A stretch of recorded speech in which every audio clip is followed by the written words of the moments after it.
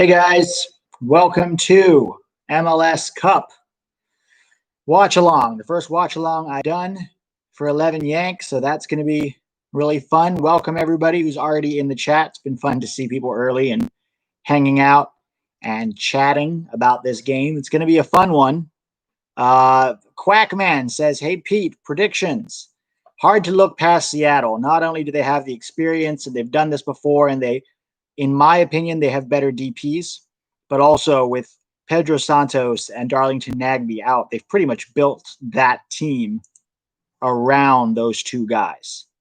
So hard to see anybody else, hard to see the Crew winning it, but you never know. You know, if the Crew can get in there, and what they have to do is they have to stop Seattle's flow.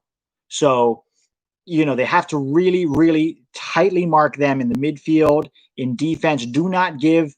The way Seattle works is they build a rhythm with their possession, right? They've got tricky technical players, Ruidiaz, they've got Lodeiro, they've got Morris, and even Roldan can make those simple passes. What they have to do is stop that buildup, stop that possession. And they have to get really tight and frustrate them and just try to make their lives as difficult as they can. They're going to have to play on the defense, even though they're at home. That's how I see it. That's the only way to stop Seattle, and then hope to hit them on the break.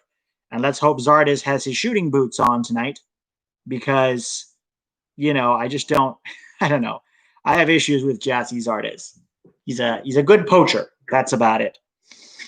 Aidan Morris is an interesting one, guys. Keep an eye on Aiden Morris. I'm very curious to see how he's going to play. This is a big game, more pressure than he's used to. He's at home. He's starting for Darlington Nagbe. So he's 19, right? So how these young players do under pressure will be very instructive. He's somebody that could be with the U20s next year.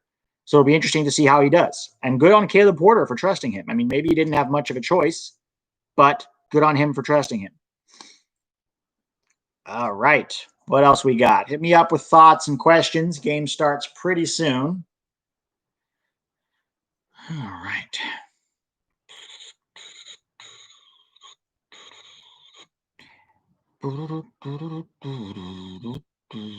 What do you guys think? What are your predictions? The big players to watch, Preston, good question. Nico, Lodeiro, and Ruidiaz have to show up for Seattle. The thing about Schmetzer's teams is that he gives his DPs a lot of room. He doesn't overburden them with too many tactical instructions. He gives them that room to be creative. So Morris, Ruidiaz, and Lodeiro have to show up big time. And then at the back, you've got Shane O'Neill, right? Shane O'Neill and Gomez together at the back. They have to. I'm really surprised, to be honest, that they didn't bring Arriaga back in. But, they've gotten so far with that, so it'll be interesting to see how that works out for them. Bruin could come off the bench and do some damage if they need a goal. Look at Seattle's bench. They got Roman Torres, Kelvin Leerdam, Jordi Delem, Will Bruin, Gustav Svensson. Look at that compared to the Crew's bench. Waylon Francis, okay, not bad. Yunus Mukhtar, Fatih Lash, Emmanuel Boateng, all like decent guys. I think the only guy they could really bring off the bench to make an impact is Fernando Addy, but he hasn't really made much of an impact all year long. So I would be very surprised to see that. I guess we'll see. I mean, it's going to be a fun game. I'm looking forward to it. AMB, 2-0 Seattle. Joshua Simmons says 1-0 Columbus. Josh, do you have a dog in the fight as an Atlanta fan, or do you not care? Morris will stick to Lodeiro like white on rice. Oh, you mean Aiden Morris? Okay. There's a problem. We got two Morrises now in the game. We've got Jordan Morris and Aiden Morris, so we have to specify. Do I think Brian Reynolds leaves in January? Not sure. I think it's possible. If Juve or other clubs are really offering 6 or 7 million for him, Dallas would be silly to turn that down. If I am him, though, I hang on and I wait. I think that Reynolds needs another year in MLS before he's ready to go to Europe. Otherwise, he's going to end up in their reserve team. And I think, MLS is a better quality league than a reserve team, even for Juventus. So I think if I'm him, I'm saying, look, I'm young, 18 years old, 19 years old. I would do another year in MLS at least. And then maybe after that go. Or at least wait until next summer.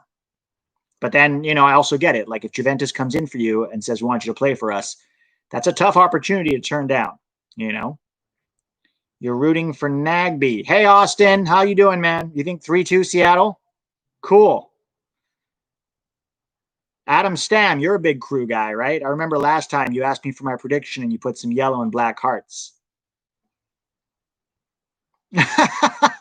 Joshua Simmons really doesn't like Alexi Lalas, huh? I'm glad I'm listening to you than listening to loudmouth clown Alexi Lalas. Alexi Lalas did serve the U.S. very well when he was a player. He just likes the hot take. Yeah, let's go Crew. Honestly, Adam, I mean, I know I'm dressed in green, so it might be misleading. I don't really have a dog in this fight, but seeing Seattle in 4 finals and 2 trophies in the last 4 or 5 years, I'm kind of rather go Crew this time. And I think the way that the Columbus fans saved their club from that money-grubbing parasite, Anthony Precourt, the fact that they managed to save the Crew just 2 years ago and then at home at Map-Free Stadium to win MLS Cup would be so special. Also, it'd be kind of cool for Caleb Porter to do in 2 years what Greg Berhalter couldn't do in 5. So, Austin Westbrook. Pulisic injured again. He's actually not injured. I think they were just being careful with him. He should be back for the Champions League game in midweek. Honestly, when you're coming back from a hamstring, you do have to be so careful. Even the slightest twinge, the slightest feeling at all in your hamstrings, you don't even test it. Otherwise, you have a Weah issue where you're out for a full year. So I'm glad that Lampard's being careful with him and going slow. Where was this? Isaiah Paskins. I'm watching your live stream on my phone and Tactical Manager's live stream on my Mac. You're a real diehard, huh? Jimmy Bird, DC United fan, which are a hot mess, pulling for Seattle. Just dig the fight in that team. Yeah, good team, man. I mean, it's a dynasty. To make 4 MLS Cup finals in 5 years is really good work by everybody there. Jimmy Bird, tell me who you want to coach the team now that Olsen is gone. Who are your first choices? Miguel Herrera. Hi, Yanks. I've seen more MLS this season than Liga MX. Your league is getting really good. Thanks, Miguel. We're improving. We're still behind Liga MX, though. Our salary cap holds us back. But we do have some good Mexican players that came into the league now. Rodolfo Pizarro, who's the guy over in KC, the striker that they got, Alan Pulido.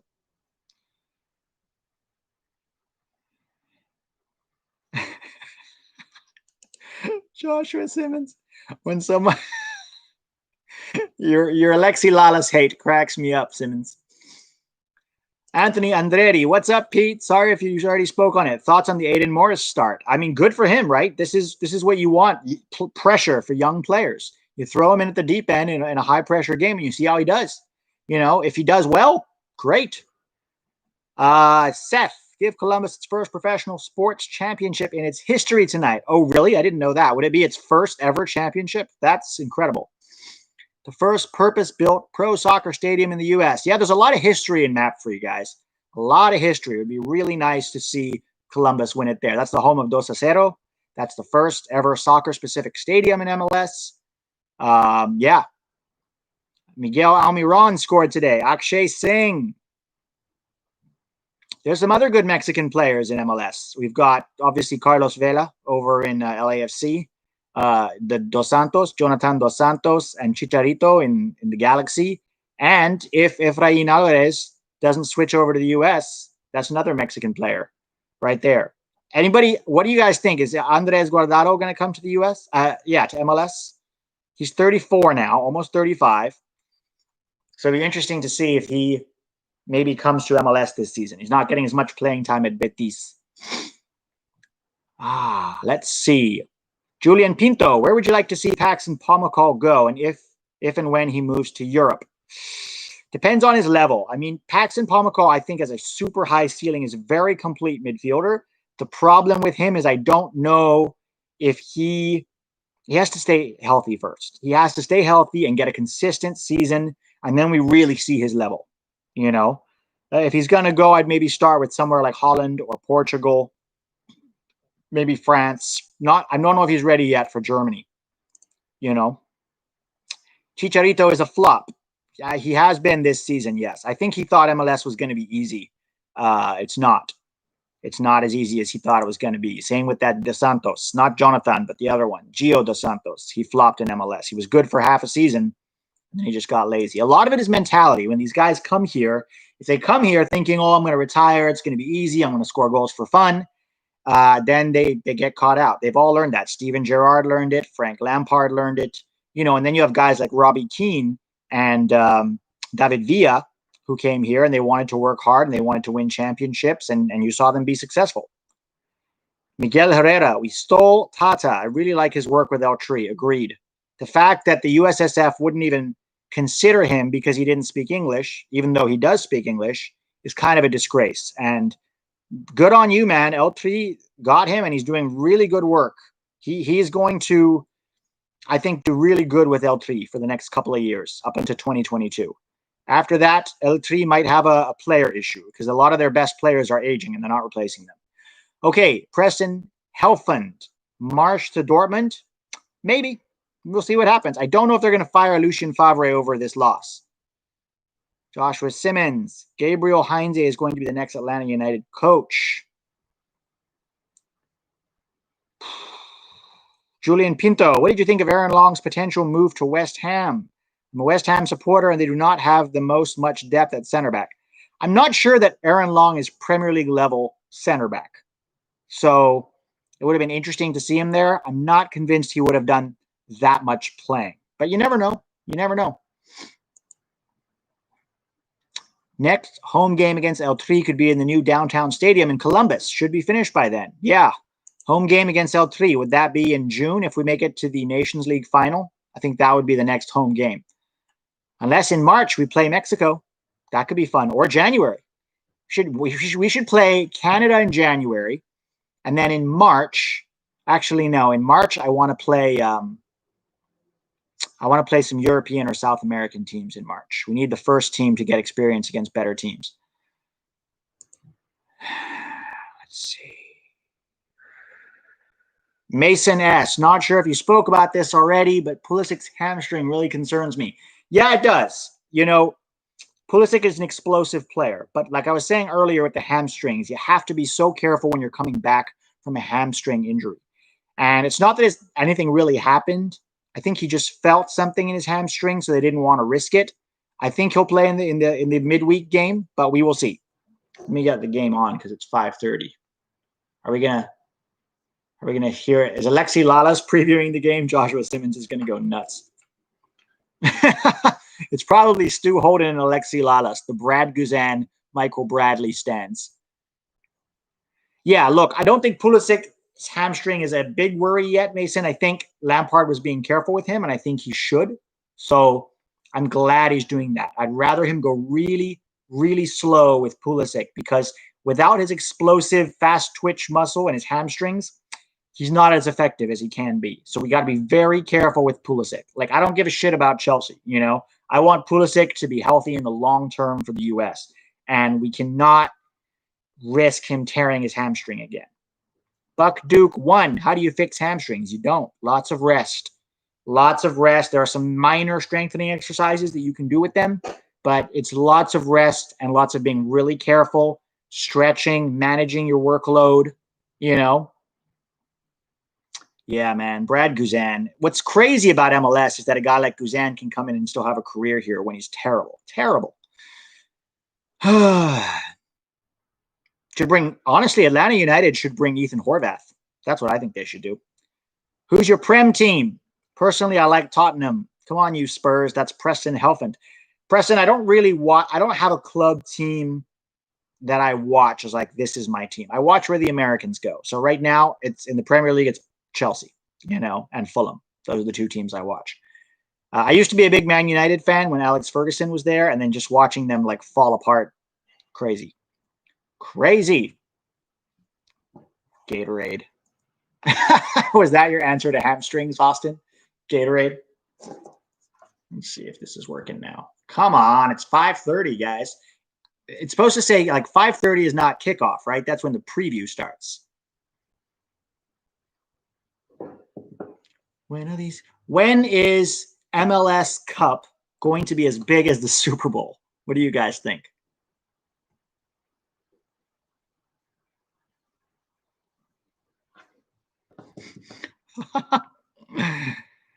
Hey, Drew, how you doing, man?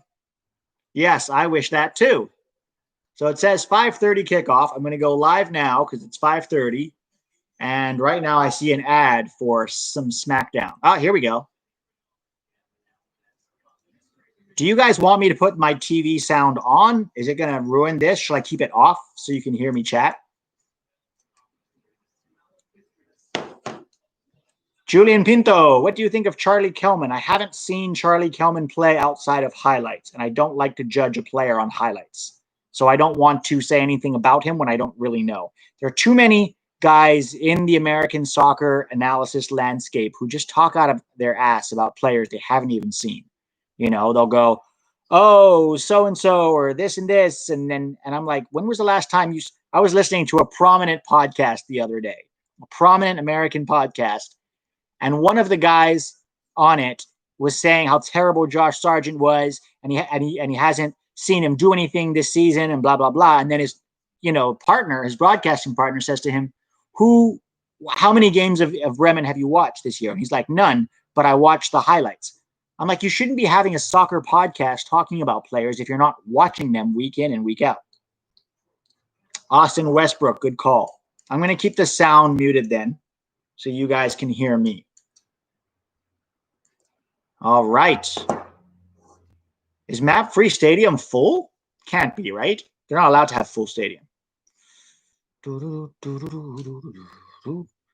After 2026, the MLS Cup will be as big as the Super Bowl, and maybe in 2025, because of the World Cup, people will watch and get into it. Yeah, 2026, we have a chance to turn America into a soccer nation. Yeah, Joshua Simmons, I agree with you on the national anthem thing, man.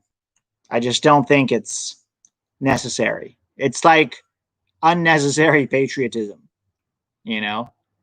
Do it for national team games like the rest of the world. We don't need to do it for, for domestic games. It's not like it's America against somebody. Julian Pinto, that honestly looks like a normal crowd of Crew game. Poor Crew fans. Some of these older MLS teams, Dallas, Houston, Crew, New England, they're not interesting. They haven't engaged their fans. And I don't know if it's because they've been around for so long that like people are just like, meh, we don't care. And so the new guys get all the attention and love, like Atlanta. Look at Atlanta, LAFC. It's crazy. Atlanta, who are the big ones? Atlanta, Seattle, LAFC, Sporting KC. Austin looks like it's going to be really big. Even Cincinnati, considering how bad that team is, their fans came out really big. Nashville, Orlando. It's all the newer teams that are really, getting their – Portland, duh. Yeah, thank you, Preston. Portland Timbers. Preston says, the anthem sometimes feels like the government is shoving nationalism down our throats. Agree. Yeah, Preston, I used to live in Chicago, man. That is sad. I used to go to all the home games out in that stadium in the middle of nowhere in this factory district. And I used to go because I'm a big soccer guy and I want soccer to grow in this country. But man, it felt like such a purge. And then you'd go watch some horrible, horrible soccer and losses. All right, here's my prediction for tonight. I'm going to go Seattle 2, Columbus 1. I think Columbus is going to battle and scrap and fight. But at the end of the day, I think Seattle just has too much quality for them. Elon, this might be a dumb question, but I'm relatively new to watching MLS. Is Austin and Cincinnati actual MLS teams? Yes. Austin doesn't start playing until next season. They're both expansion teams. Cincinnati has had 2 seasons now, I believe. Was it 2? Yeah.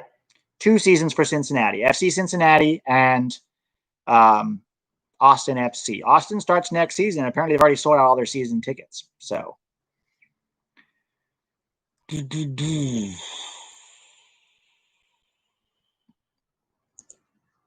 Oh, Preston, are you in Chicago? I love Chicago, man. Apart from the weather, that's my city. Beautiful city. Love how clean it is.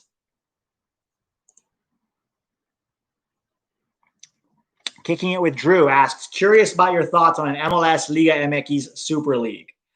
I have mixed feelings about that. Part of me is like, the U.S. is already so big. Do we really want to make travel even harder for our domestic players? But part of me also understands that by joining leagues, we could increase in popularity. But if you're going to do that, you need to at least triple the salary cap or more, because you're not going to be able to compete with Liga MX, you know?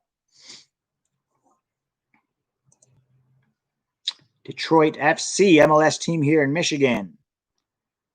Homer Diaz, it's a dumb idea. It's not my favorite idea, but if it happens, they need to do it right and not just make it a marketing exercise by Don the Clown Garber.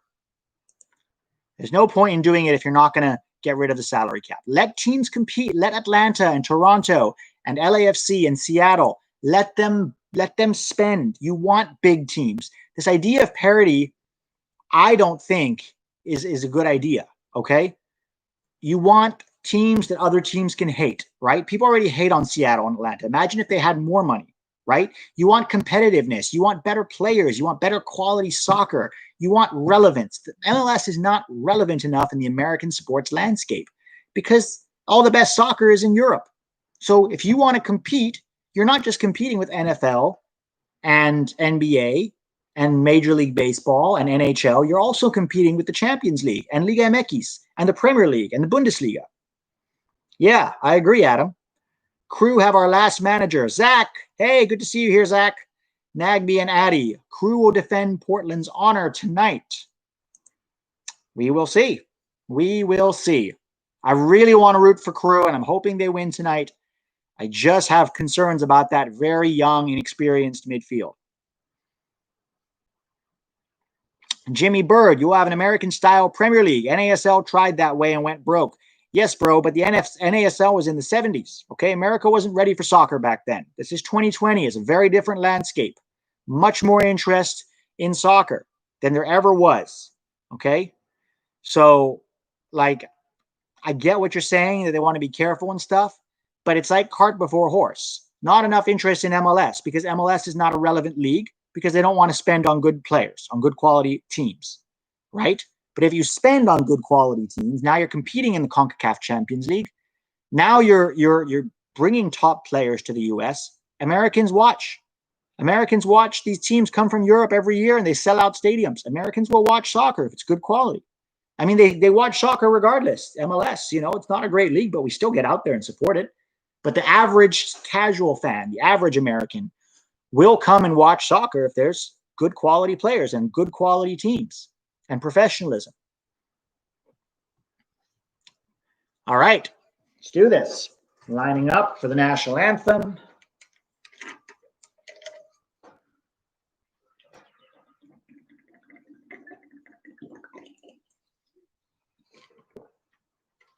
I might not be able to talk the whole game, guys. I'm already kind of going hoarse.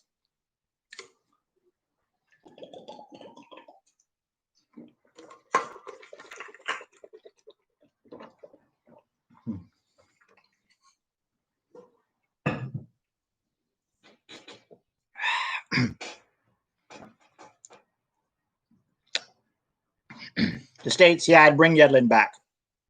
Definitely bring him back. No vodka, man, just water.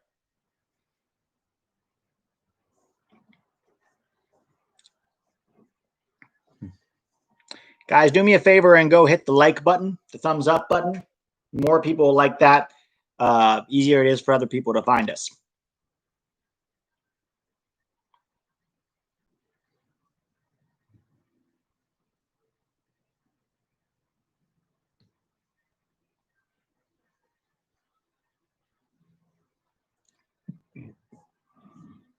I don't know, man.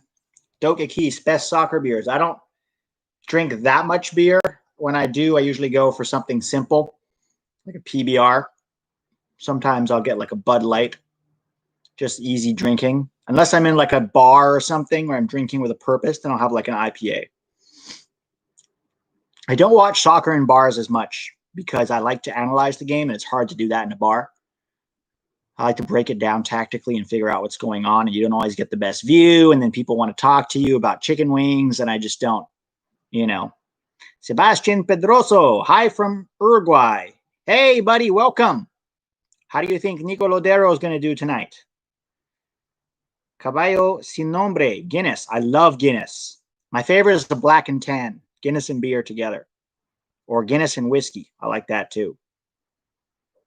Oh, is Bench Kings live streaming the game also, Isaiah? Preston Helfand. Why isn't Sebastian Berhalter? Probably not quite ready yet. He's still just 18. So that would be my guess. From Uruguay, man. This is a U.S. I mean, don't get me wrong. I'm happy to have you. It's really awesome. I'm curious what made you come to an American soccer stream.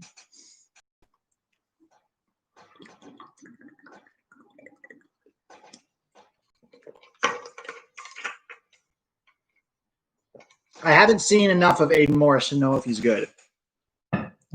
Oh, baby Berhalter had COVID too? Yikes.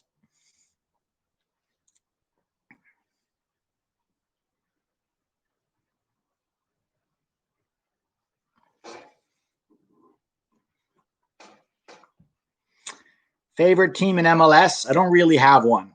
I like FC Dallas for what they do with the young players. I like Philly for what they do. I live in LA, so I go to LAFC games, especially now they've got some young Americans they're going to start playing. Sometimes I'll attend a Galaxy game. I like to watch soccer live because that's how you can really analyze it. It's harder to do on a TV. But I don't have a team that I'm just like super passionate about in MLS. I like teams that do it right. I like Atlanta. I like Seattle. They spend money. They get good players. They have good fan engagement. Now, both of them need to be better with youth development. So that's where you like Philly and Dallas. So we'll see. Everybody put what city you're tuning in from, so I know where you all are on the map.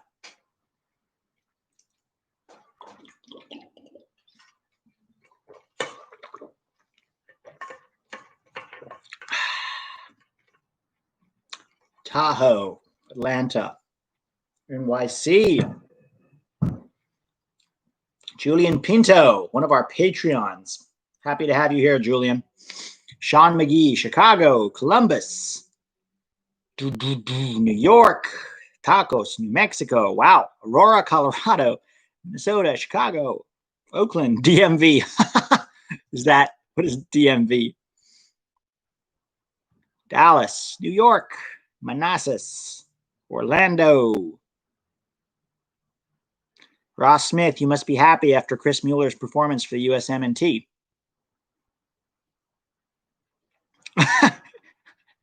Joshua Simmons is so bitter. Dude, you've had plenty of success for 3 years. Yeah, look at Julian Pinto. Guys can't even have a stadium in his own town. At least you guys have a beautiful stadium.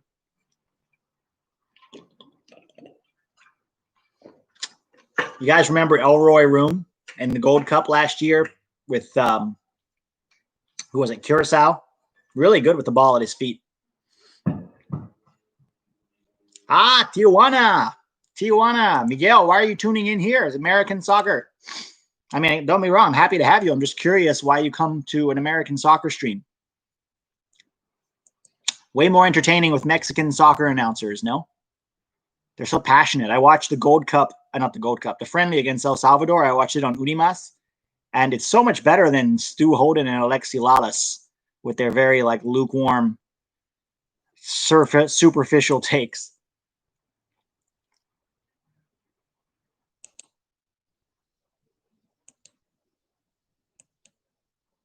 That's awesome, Island. Go support that club. They need it. Columbus starting on the front foot here. I thought El Room was going to play that short. I'm in this 45th second. Are you guys all with me? I don't want to ruin it if anybody is on a delay. I'm just going 51, 52, 53, 54, 55. That's exactly where I'm at. So if you're behind that, let me know, because I don't want to ruin this experience for you if I'm like 30 seconds ahead.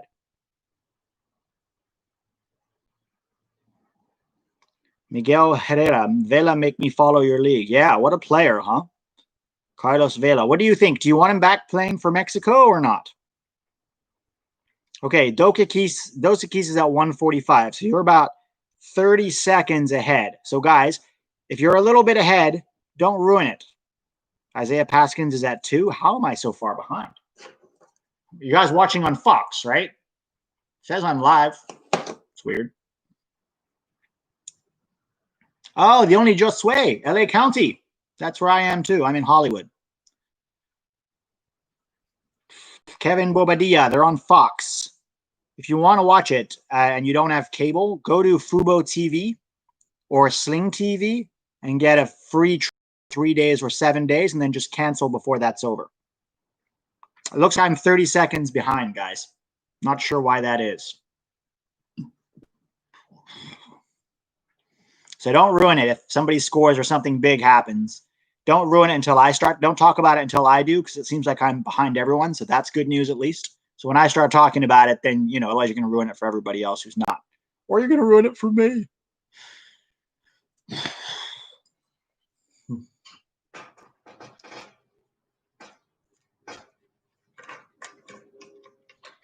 Tolo, what a player, huh?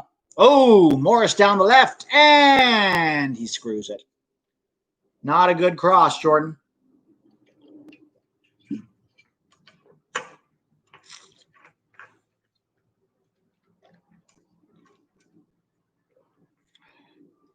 Bobadilla, is that how I say it, right?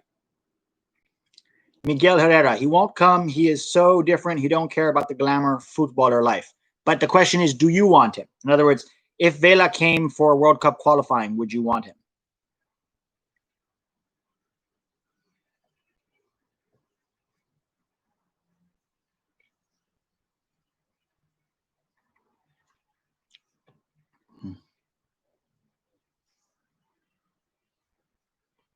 I think Pulisic will be okay, man. We'll have to see how he does long term. Those hamstrings are going to be a worry, but I'm glad they're taking it slow and not rushing him.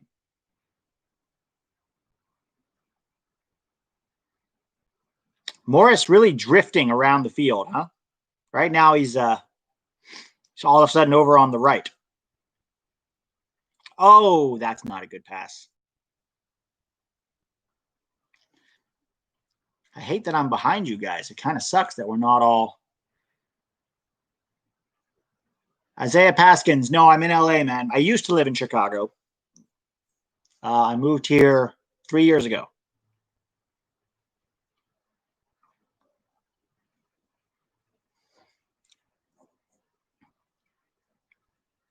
Sean McGee says you rate Zardes. I rate him as a poacher, but ask him to do any kind of hold-up play. And also depends where you rate him. Like in MLS, he's good. And at a low level of CONCACAF, he's fine. But you up the level, up the speed of play, I just don't think he's.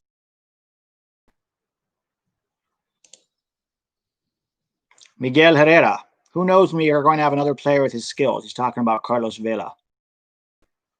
Ooh. Crew just had a shot on target that was blocked. What was I going to say? Hey, Marcos, good to see you, man. Yeah, first time. I'm curious to see how this will go, if you guys like it. And if my voice will hold out. Jan Stepp, go Sounders from the Philippines. Hey, buddy, welcome. I love the Philippines. Are you Filipino? I can say, mahal kita. That's the only Tagalog I know. Mahal kita malilimutan. That's my Tagalog. That's a good idea, Rico. Rico says, have everyone watching sync up, rewind 30 seconds. If you can do that, that's not a bad idea.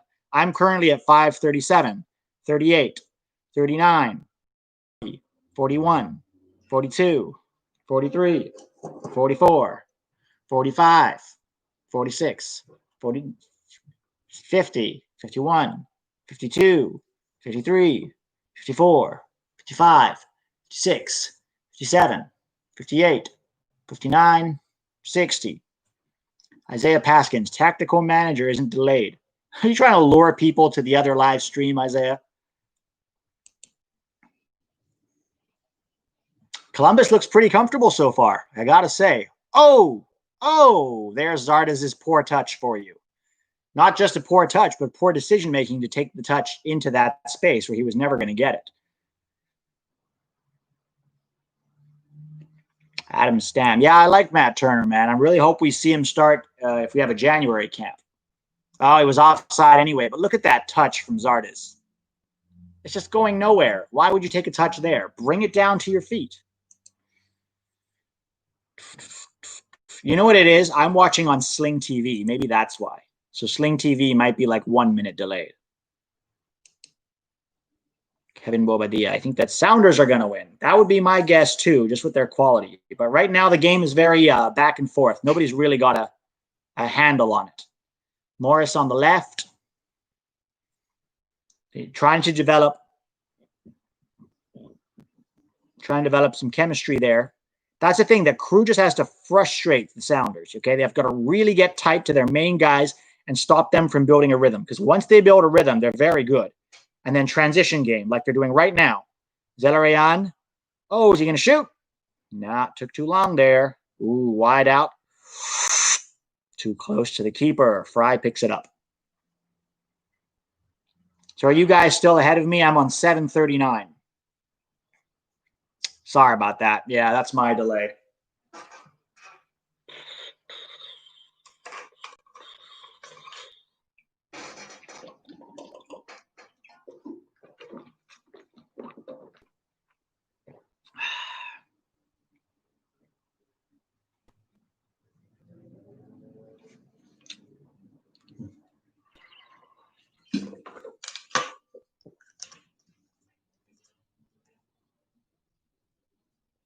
Oh my God, that is terrible defending from the crew. And then Morris brings it back. He should have just crossed it in. I don't know why he did that. Left foot, Morris put the cross in. Ruidiaz had space. Put that cross in early. Diaz finishes that.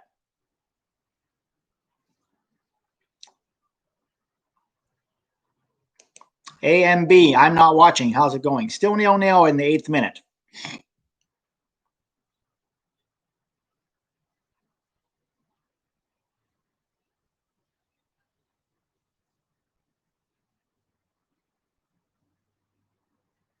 Yes, Marcos. I saw the Reina goal. Very good goal. Guy's a baller. 18 years old. Already has 4 goals and 6 assists this season.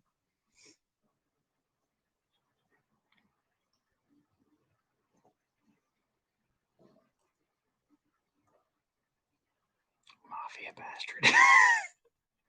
Benny MDK. I don't know what you're talking about, man. Crew. I'm very interested to see where the crew sets their line of confrontation. So where are they going to try and stop Seattle? Are they going to hang back and try to frustrate them at a certain line? Or are they going to press high and try to stop them from building? There's pros and cons to both. They seem to be pressing quite high, at least right now, which personally I don't know if you want to do, because on the break, Jordan Morris's explosiveness can kill you. Nico Lodeiro can find him with the pass. Ruidiaz can kill you. What you want to do is try to deny them space in the dangerous areas. Julian Pinto. Zardes' first touch gives me anxiety. Yes, it does.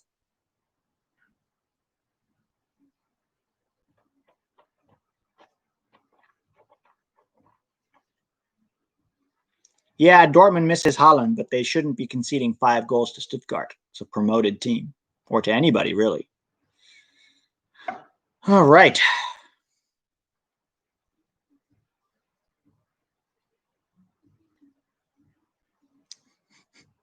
Manchester Derby was a huge disappointment this morning.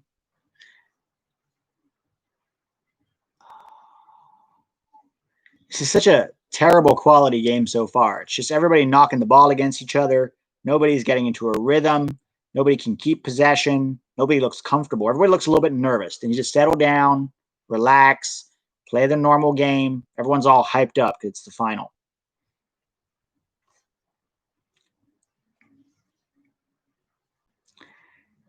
AMB, that Dortmund back line is shambolic. Jesse, Mark McKenzie at Dortmund, I'm not sure he's quite ready for that yet, but maybe. I'd prefer him to maybe start in Holland or France or Portugal or even a lower Bundesliga team. You know, but maybe. If they believe in him, why not? Why not? He can definitely pass the ball. I put a video on Patreon of all of Mark McKenzie's passes against El Salvador, of his line-breaking passes. The guy knows how to split a line with a beautiful pinpoint cross.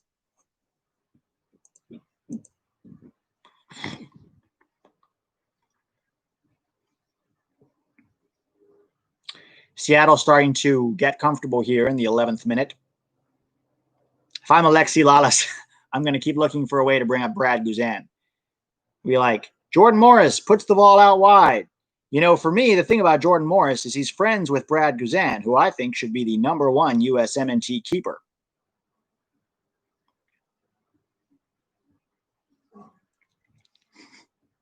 Mr. Chair, we're going to miss McKenzie in Philly. Yeah, he might not go, though. He might stick around for another 6 months. Maybe until the summer transfer window.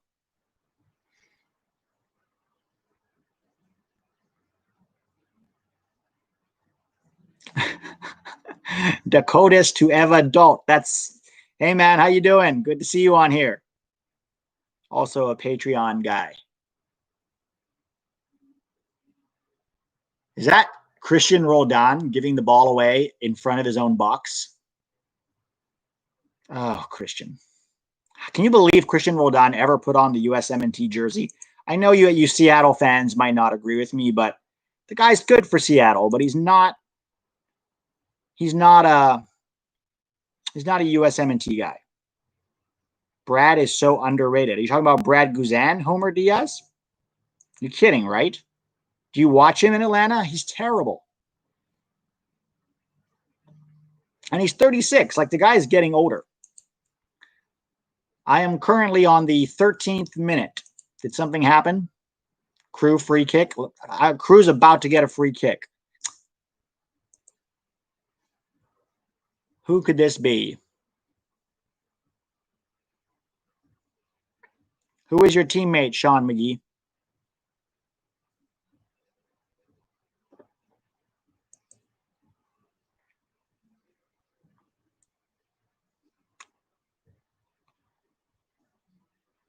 Oh, nasty tackle. Nico Lodeiro. Oof. On Zelarayan. Zelarayan, man, he's quite a baller 10. Oh, Mitch Hildebrandt. Yeah, I remember him. Man, these Crew fans are legit out there in the freezing cold. I wonder what the temperature is in Columbus right now. Any of you in Columbus? What's it got to be out there? Nasty tackle, Lodeiro. Did he dive? He made a meal of it. I don't know if he actually dived, though.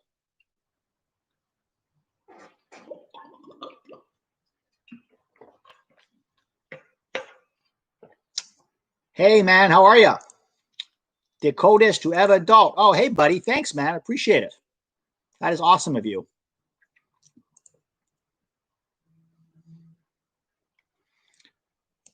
I don't want to give away your name. I know your real name from Patreon. If you don't want to tell me your name, if you don't want your name on YouTube, that's fine. Let me know. But I'd love to call you by your name because Dakotas to Eva Dalt is a long, or I'll just call you Dalt. What's only 45? Oh, in Columbus. Yeah. 45 is not bad. Man, any of you guys from Chicago, God, what's it over there, man? I remember those winters.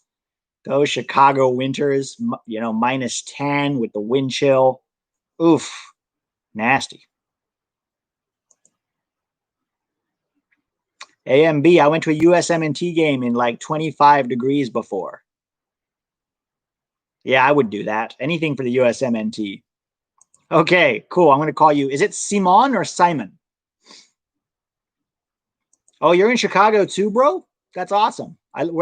You Chicago guys, let me know where in Chicago you are. I was in first I was in the West Loop for the first year, and then I was in what was that place? Off the 90, right off the 90, just outside the city.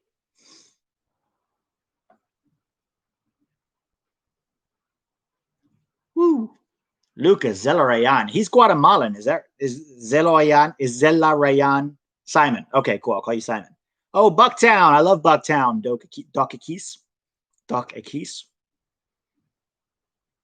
Yeah, Crew's balling, man. This is crazy. Jonathan Mensah. Remember him from the World Cup in 2014? Oh, damn. Zardes, but straight at the keeper. That's a good save, though.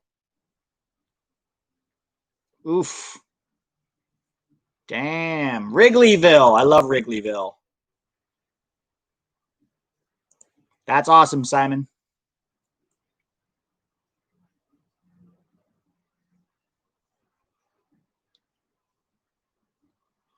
Oof. What a save. Stephen Fry off his arm. That's like off his forearm.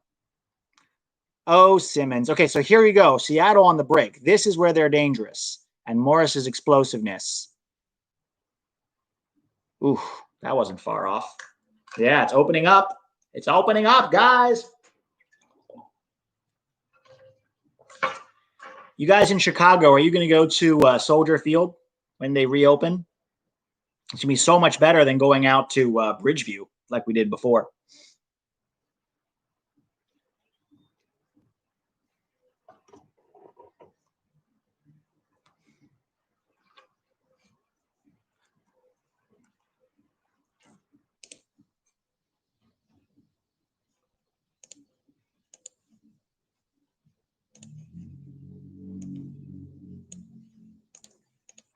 Kevin Bobadilla, I don't really have a favorite MLS team. I watch LAFC mostly here in LA. I have a very soft spot for Chicago because I was there for 3 years and watched them almost every week they were there. I like what Philly and Dallas are doing a lot with their young Americans, so that's exciting. Honestly, I feel good about Colorado for some reason. I just feel Colorado, the Rapids are underrated. LA Galaxy, I go to watch their young Americans play. They're just such a dumpster fire right now.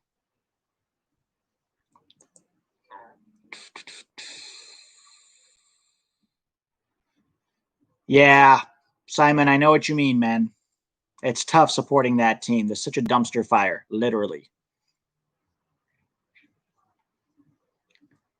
Yes, season tickets. Docket Keese, you're a hero, man. Anybody who gets season tickets for the Fire really loves soccer. And you're helping prop up the American soccer landscape. So good for you. Rico Poe, are you an LAFC guy? They're really hitting Morris a lot, huh? Every time they go long with the ball, they look for Morris on that left-hand side. Notice with Seattle.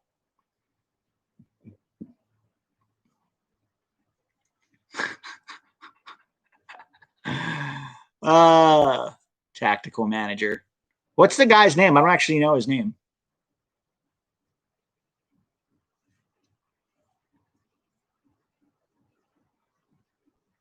That's cool, Rico. Yeah, we've got a good team, man. I want to see Christian Torres and Antonio Leone start to be incorporated into the first team this year. Two really good young Americans.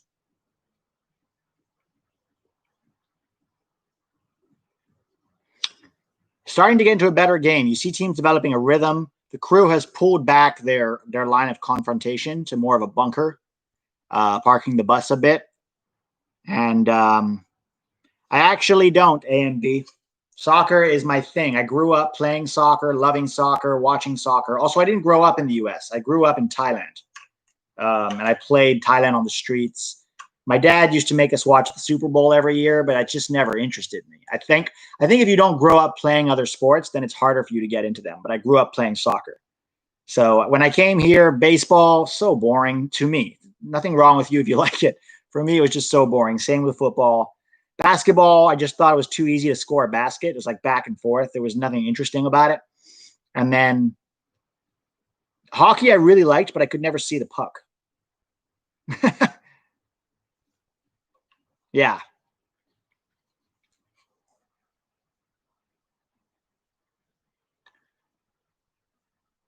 Here goes Jordan Morris. They're really trying to play very heavily through Jordan Morris, huh?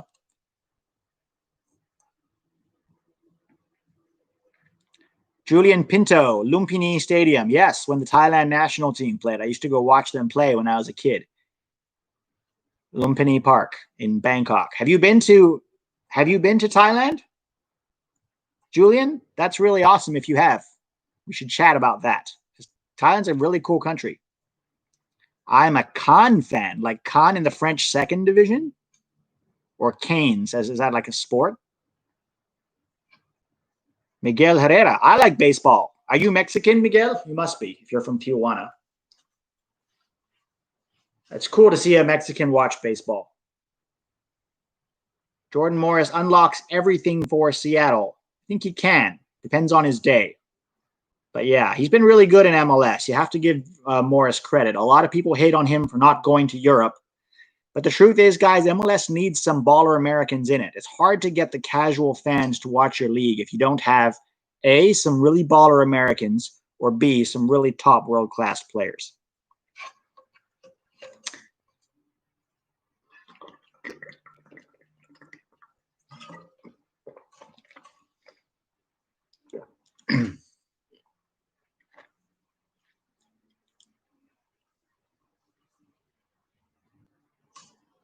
Oh, yeah? That's cool, Julian. Julian, are you where are you from originally? Are your parents are you born and raised in the US?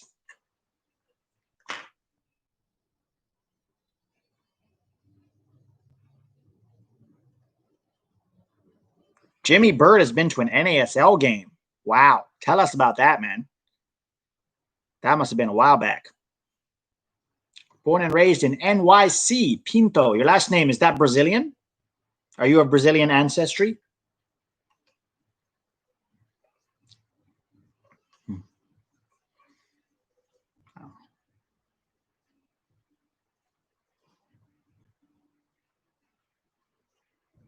Portuguese or Italian?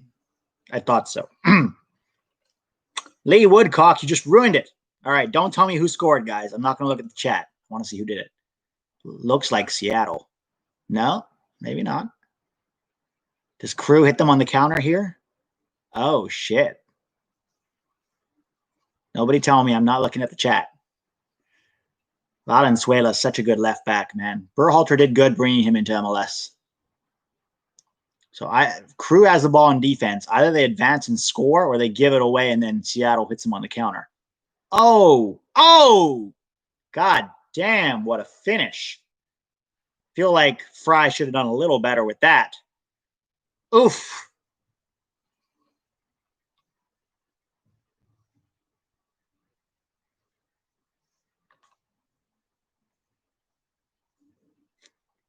Yeah, okay, Lee Woodcock. Thank you. You can say goal, but just don't tell me who. All right, so this is game on, huh? Columbus won at home against Seattle. Now, what are they going to do? This is the question. Are they going to sit back and bunker for the rest of the game? Because Minnesota tried that and did not work out well for them. I like Fry, Joshua. He's a good keeper. Might have had the one mistake, but that was also very hard to do much about. I mean, it came from so close. He had no time to adjust. I don't even know if that's so much his fault. Oof.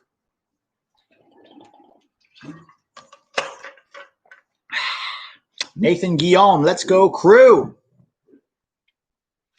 Yeah, this will be interesting, man. This will be interesting now because sometimes, though, the Sounders, it takes them a goal. It takes them conceding to really get them, like, driving forward. You can already see it in their step. They're angry. They want to score now. It looks like Crew's going to bunker.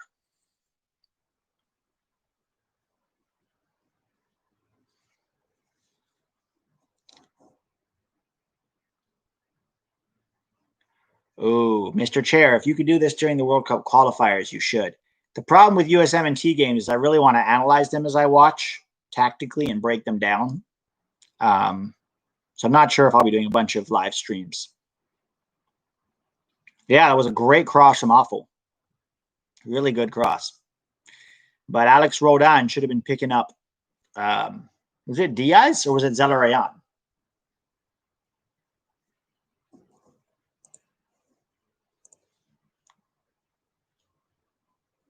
Zelarayan, yeah.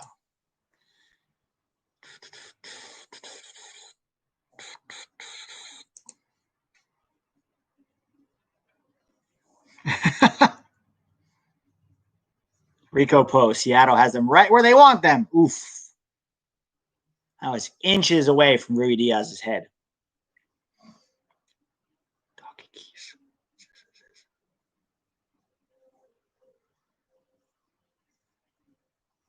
Oof.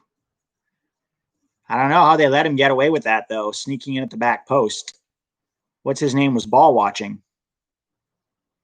Should have been tracking his man instead of watching the ball, especially Zelarayan. You can't.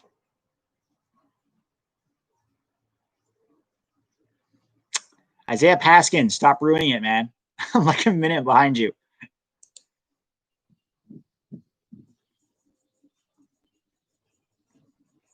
They're really kicking Zelarayan, huh? Oof.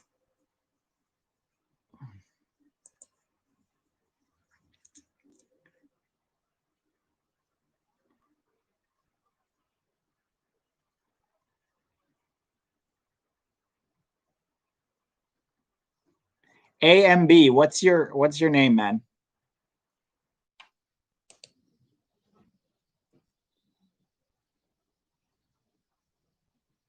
Yeah, that's Sean McGee. That's Zardes' favorite. He'll go near post and open up space for the guy at the far post.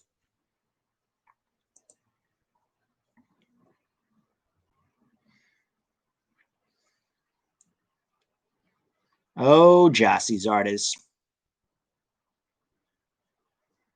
He's gotten a lot better with his movement, for sure. He's more direct. He understands his strengths, right? I think Berhalter did well to help Zardes understand what he's good at. He's not going to be good in combination. He's not going to be good at hold-up play because his touch is terrible. But he can stretch the back line, and it's the timing of his runs that really counts because he can either get into the spaces to get on the end of crosses, or he pulls the back line away from the guy who scores. So he's become more cerebral with his game, and that's something that he's improved a lot with. The problem is you get him any higher level than MLS, and I just don't think he's quite up to it. He'll still be with us in qualifiers. What was that?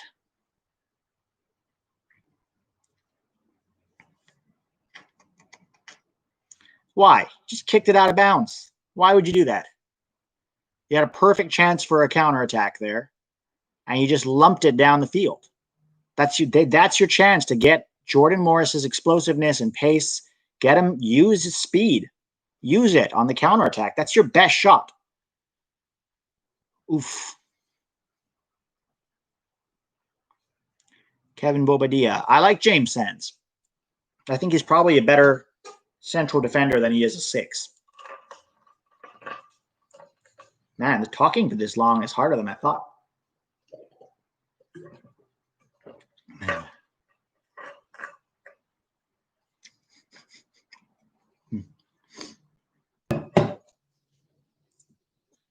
Agree, Isaiah, about Sargent.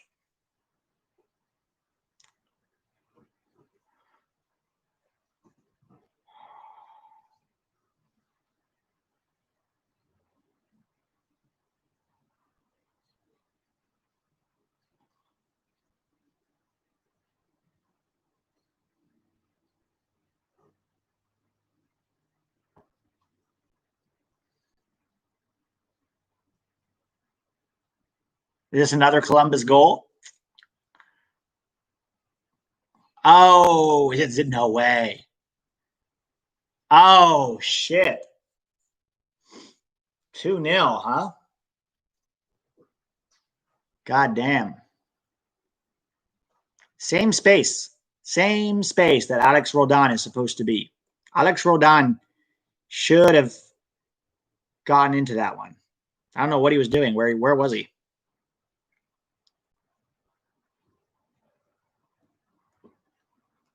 Is it raining? Jeez. Etienne Jr. Isn't he the Red Bulls guy?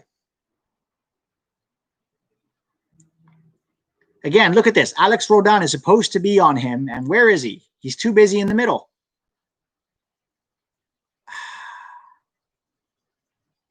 Come on, Roldan. You're the right back. You've got to be hanging on to your guy. Yes, Lee, that's what I'm saying.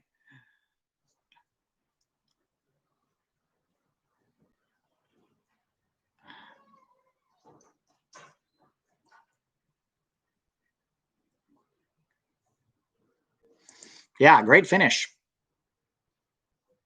Great finish from Derek Etienne.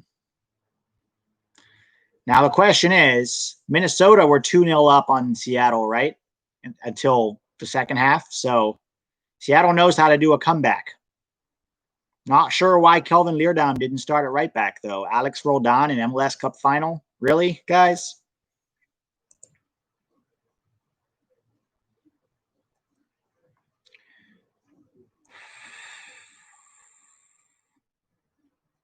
I'm watching on Sling TV, Kevin.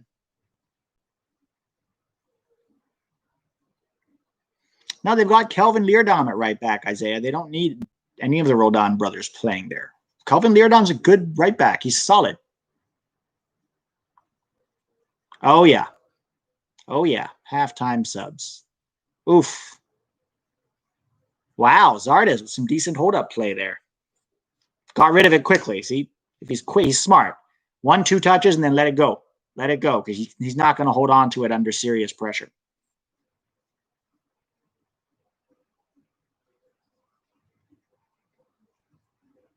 Kevin, I don't have cable. I'm a cord cutter.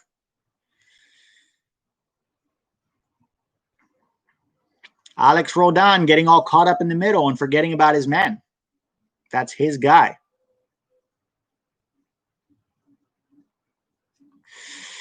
Because it's American sports, Miguel. We don't do two-legged finals. It's like the Champions League final, too, right? There's only one final. Jimmy Bird, you must be a Seattle guy.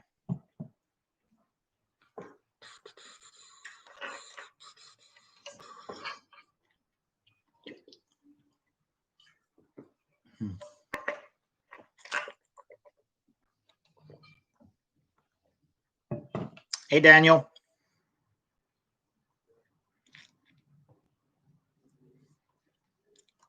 There's something about a final that I feel should be one game. You have one game, everything.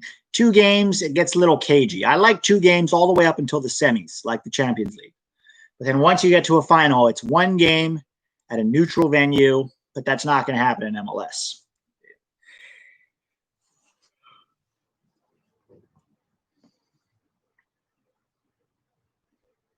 You think so, Josh? I don't know. LAFC, we haven't been very good this year.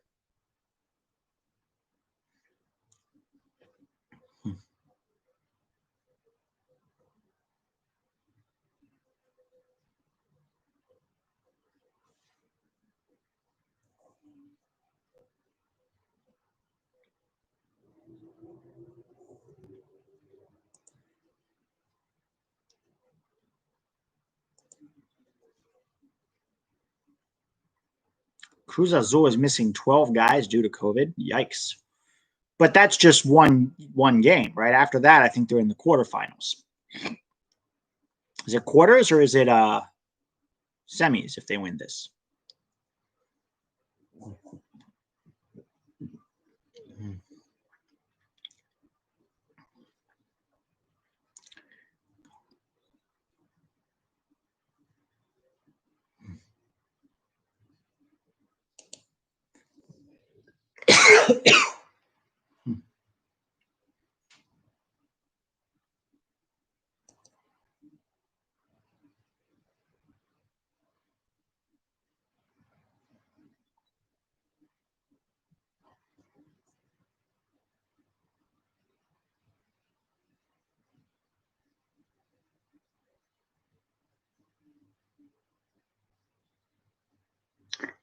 Brian Schmetzer have his mask under his chin. Either wear it or don't, bro. If you're going to put it on, put it on. Oh, there's no point in having it under your chin. Oof.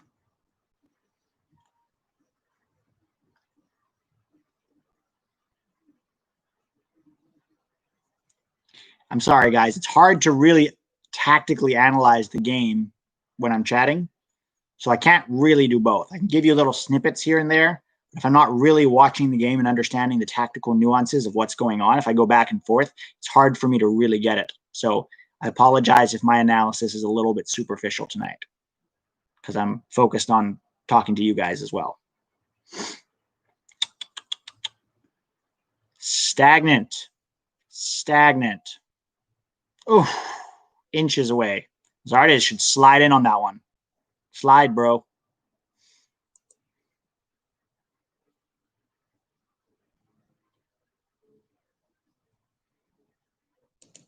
Finesse Kid. Do you think Inter Miami can figure it out next year? Let's see. Let's see. Some of their signings have been a big flop, and I'm not 100% sure about their coach. We'll see.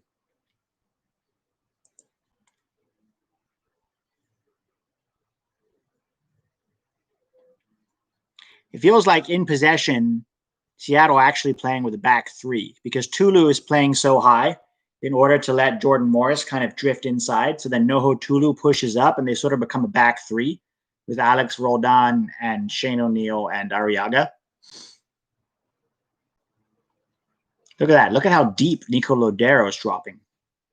That's the cool thing is about Schmetzer is he gives Lodeiro the freedom to go where he wants because he knows that Lodeiro understands the game. Kevin Bobadilla, this is the first time I've done a live stream during a game. Never done it before. Usually this YouTube channel is more U.S. men's national team related, but I figured MLS Cup, it's the biggest soccer event in the U.S.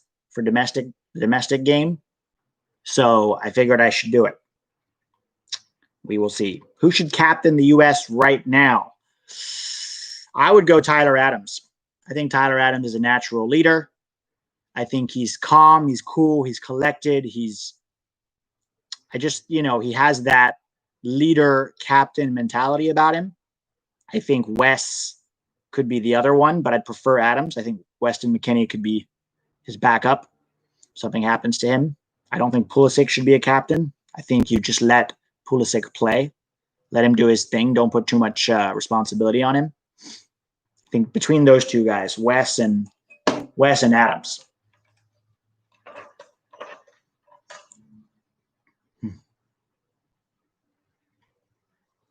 Yeah, exactly. Finesse Kid Carlos. Both Matuidi and Higuain came to MLS with this idea that it was retirement. Like Chicharito. It's like, it's America. It's going to be easy. It's not. Brooks, captain. Okay, I don't want to sound xenophobic here, but I think the captain of the U.S. men's national team should be a guy who is like American, who understands, who speaks the language completely fluently, which Brooks does not, and just who really understands the American mentality. So nothing against Brooks. I love him a lot. Probably the best defender we have. Super glad that he's playing for the U.S.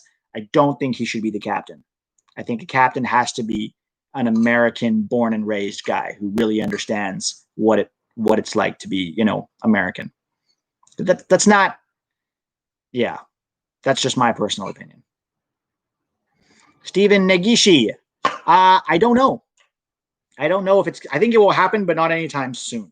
And the question is, when you say merger, you're talking about just a playoff merger, like, the top 8 teams from the MLS play the top 8 teams from Liga MX as playoffs. I think that's more likely than an actual merger. But I don't think it'll happen for the next 3-4 years, at least.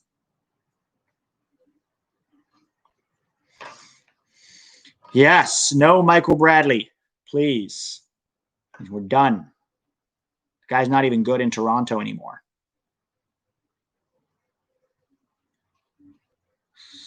Say something, I'm giving up on you.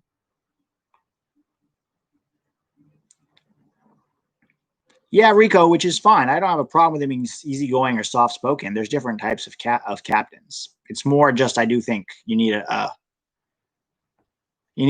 fluent English speaker to be the captain of the U.S.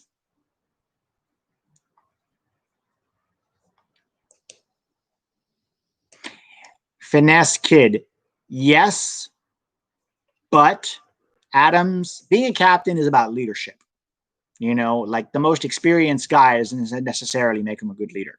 Adams is a born leader. He just has it. Him and Wes both, but especially Adams. Wes sometimes loses his head a little bit. Whereas Adams is just that guy who's like, he feels like he's in control at all times, on the field and Yanez on the right. Sean McGee, you don't rate Weston? For real? As a captain or as a U.S. player? Oof.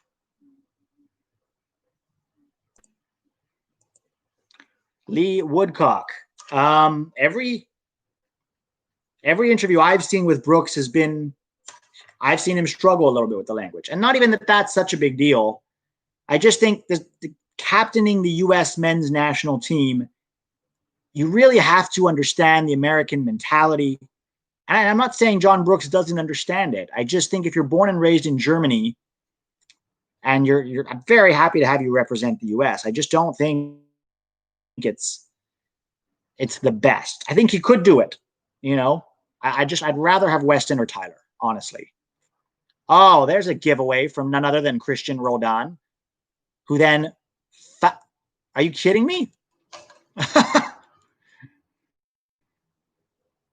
Yeah, Sean McGee, man, Weston McKennie. This guy's a Juventus player scoring against Barcelona. He's not the most technical player. I will give you that. But to say he's not you don't rate him or he's not a good player is insane. He's not the most technical, but what he does, he's a bulldog, right? He's going to win you the ball. He's going to drive into the attack. He's a box. He's like Jermaine Jones, except better. But I get what you're saying. If you're talking about him not being technical, sometimes his 360-degree technique, yes, I get that.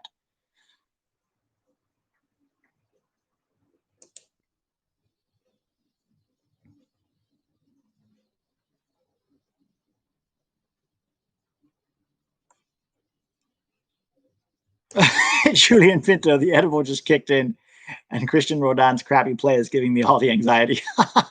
Are you a Seattle fan, Pinto?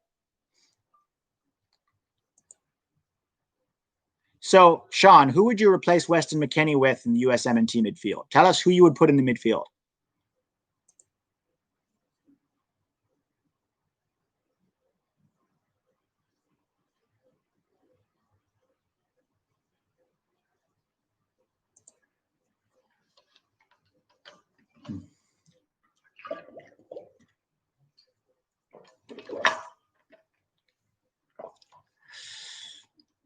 I mean, remember the day when we were getting excited about like, oh, this guy got a few minutes in the German 2 Bundesliga. Let's give him a minute. And now we're talking about how a starter for Juventus is all we have. I mean, hang on. Adams can do a box-to-box midfielder job. He's better as a 6.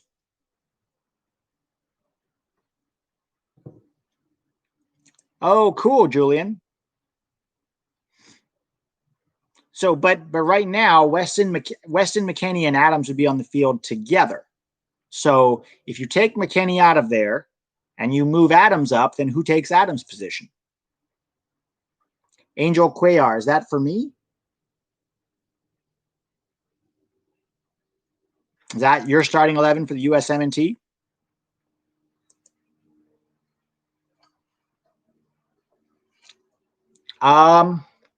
I think Yunus Musa should stay in the midfield, but I would prefer to see Reyna as the 10. But it depends on the game you're playing, see? If you're going to play a very high-pressing game, then Musa and McKennie pressing high works. The problem is then you lose a little bit of what Gio Reyna can do because he's not as good on the right. I know he's coming inside, but if you want him coming inside from the wing, he's better on the left, but that's Pulisic's position. So it's a little complicated. Angel Cuellar, if Yunus Musa commits to the U.S., my starting 11 would be Stefan in goal. My back 4 would be Dest. Right now, like tomorrow, if we had a qualifier, it would be Dest, Long, Brooks, Robinson. And then I would have probably a midfield of Musa, McKennie, and Adams. Pulisic on the left, Reyna on the right, with Sargent up top. Alternately, I would bench Musa, put Gio Reyna at the 10, and start Uli Yanez on the right.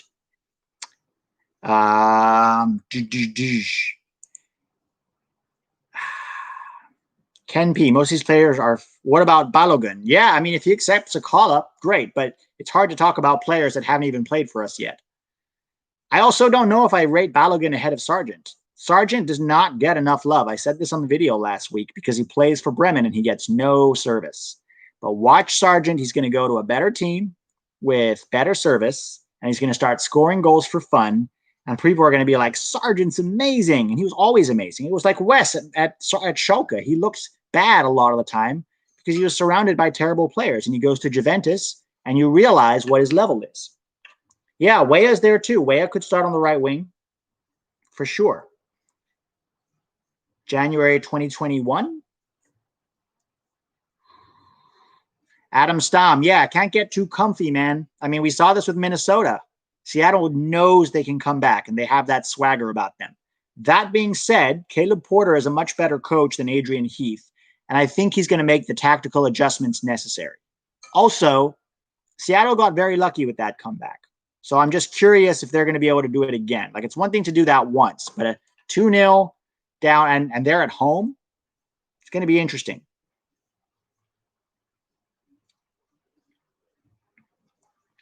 What level do you see Sargent? Anywhere in a top 5 league, honestly, for Sargent, you know. He could play in the Premier League. I think he has the physicality to do that. I'd want him maybe Europa League club, like a German or a French Europa League club, that sort of level. I can see him at like a Southampton. Or I could see him for like a top club in Holland or Portugal, you know, like an Ajax or a PSV or Porto. I just joined. What team do you think Sargent should go to? Honestly, oh, well, it's hard to say. Hard to say where.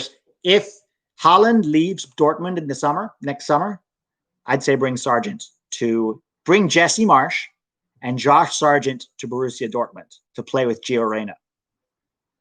There you go. Adam Stam, people are asking me USMNT questions. It's okay. It's 11 Yanks. We're a USMNT channel. People are allowed to, we're allowed to talk about American players. Yeah, Mason, I can see him at Southampton too, for sure.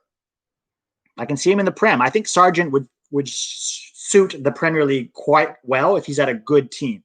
If he's at one of those relegation scrappers where he's not getting service, then you're going to have the same problem as Werder Bremen.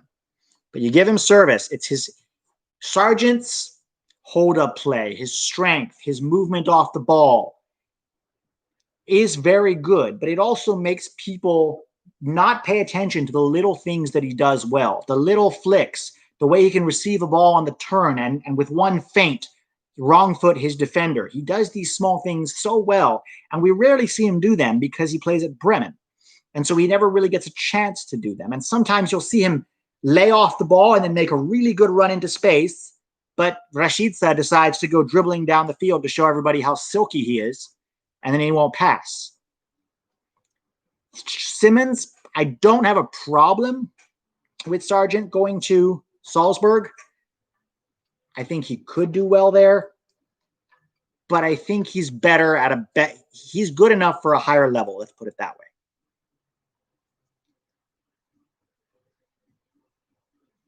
Yeah, you know, Red Bull Leipzig needs a striker too, right? They lost Timo Werner and they lost that other guy. What was his name?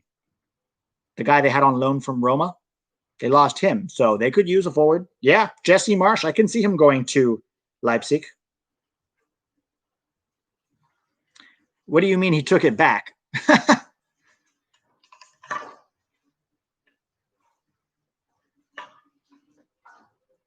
Do I think Chris Richards will be better than Aaron Long by World Cup qualifiers? Maple asks. I think Richards is probably already better than Aaron Long. He just lacks the calmness of I've played regularly, so I'm comfortable in my own skin. I mean, you don't get playing time for Bayern Munich unless you're a baller.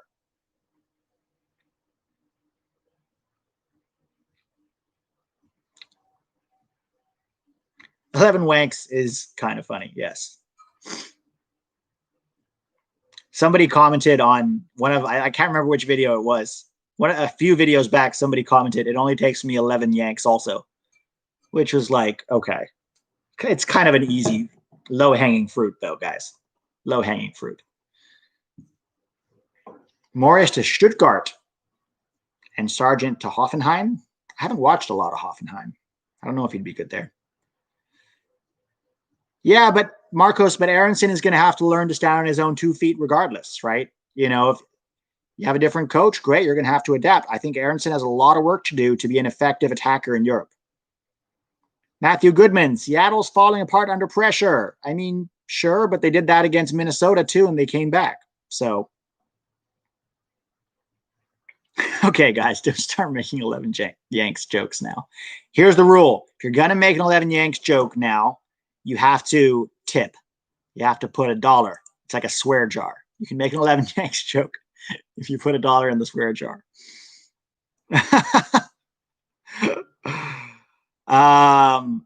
When did you start your channel? Kevin, I started it in June, so about 6 months ago.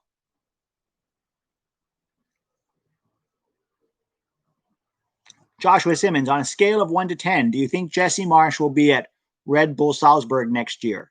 Doubtful. I think he's probably going to move on. I actually have some issues with Gyasi Marsh, and not everyone likes to hear this.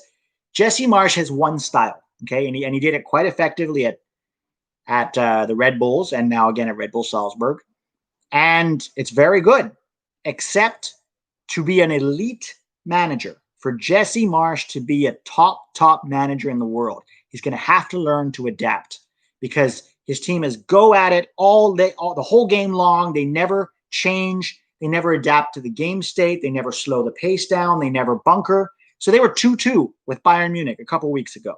And I thought to myself, if they keep going at Bayern Munich, they're going to leave space in behind them and Bayern's going to score. And so if I was the coach at that point, I'd be like, listen, 2-2 with Bayern away is a good result, especially in the Champions League. Let's hang back. Let's have a plan B. That's the thing. You need a plan B. So, yeah, we're going to go gung-ho and we're going to get 2 goals, and now it's 2-2. Okay, how about 2-2 is good. We pull back, and then we try to take a chance on the counterattack, but we don't go all at them. And it ended up being, 6 or 7-2? So, we'll see. Who's here from Tactical Manager TV? Henry Miranda. Yeah, Daniel Sandoval. That is their style. But I just think if he's going to be an elite coach, he's going to have to adapt. And maybe they don't want him to adapt there. Maybe they want to play that style nonstop. But then if he goes somewhere else like Dortmund, especially, he's going to have to learn to adapt his style to take advantage of game states. That's what good coaches do. They don't stubbornly stick to one style. Even Pep Guardiola, he's a great coach, but he's stubborn. Finesse Kid Carlos, if Berhalter gets sacked in the future, who in your opinion is a good fit for the USMNT? Gyasi Marsh would be my first choice if we're talking American coaches. I haven't seen Stuttgart play that much, so I don't want to comment on Matarazzo, but if he's doing as well as he is, then he could be involved, or at least be in the conversation. There are a couple of good American coaches I like. Caleb Porter, for example. Oscar Pareja. Oscar has a very good record. Even Greg Vanney. I'm curious if Greg Vanney goes to the LA Galaxy. I'm curious to see how he does. Okay, because one thing to be successful at one club, it's another thing to be successful at 2 different clubs. Like Caleb Porter now, if he wins this game, that's 2 MLS Cups with 2 different teams. And neither of them is the biggest spender. You know what I mean? So to do well with them is very good. Caleb Porter, Greg Vanney, Oscar Pareja would be my 3. Yes, it is. Berhalter coaching needs... I've seen signs of progress in 2019, and that's good. I just haven't seen a lot of it. In 2020, it's been better. But in 2019, his tactical selections, his player selections, and his in-game management were all very, very poor. Steven Nagishi, any foreign managers you think would do for USMNT? Yeah, we could have had Lopetegui. He was at least interested in the job. So I don't know. I think there's lots of foreign managers that could do well. I mean, we're not going to get Klopp or, Guardiola or Mourinho or anybody like that. But you're talking about the second tier down, like Lopetegui or someone like that, who I think is, Jay Brew, it's a good question. I think we should have at least interviewed him. He's a great coach. And he's got experience at the highest level. Spain, Real Madrid, Sevilla, What did I think of Klinsmann's spell? I think Klinsmann was a inspirationalist. one of those guys who's like very good at like, let's do this, come on, guys. But then when it comes to actual in-game tactical management, he needs a really strong assistant, like he did it with Germany. He had Yogi Low, and the fact that he didn't have a good tactical guy with him in with the U.S., he could never coach us through a tactical game, and that hurt him in the long term. And then the thing about inspiration is it wears off, right? It doesn't last. It's like a high, and then when you come off that high, you need some actual, you need some actual tactical nous in order to coach. Hey, what's up? Tactical sent me 11 Yanks.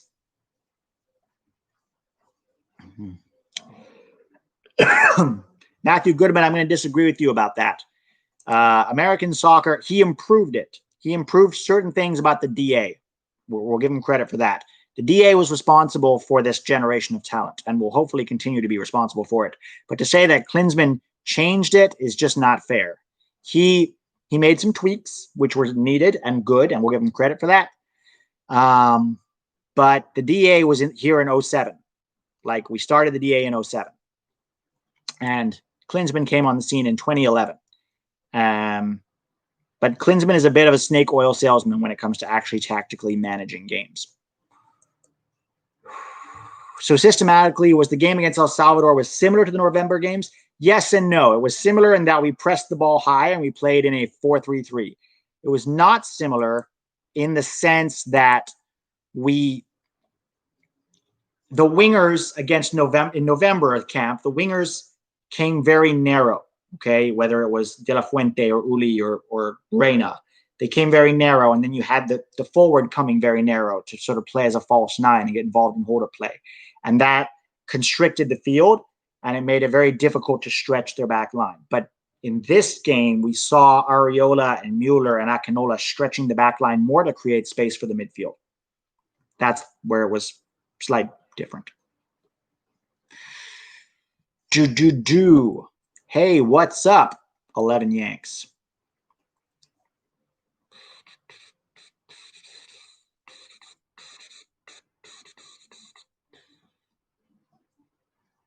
Yeah, that's the problem with Lopetegui. He may have left. You're right, Jay Brew. Look, I'm rooting for Berhalter to do well. I want the U.S. to do well, so I want Berhalter to do well. But I'm going to call him out when I think he does stupid things or when I think he makes poor decisions as a coach. I think we need more pressure in American soccer, honestly. Hang on one sec, guys. I'm just going to refill my water. Oh, wait. I have some. Oof.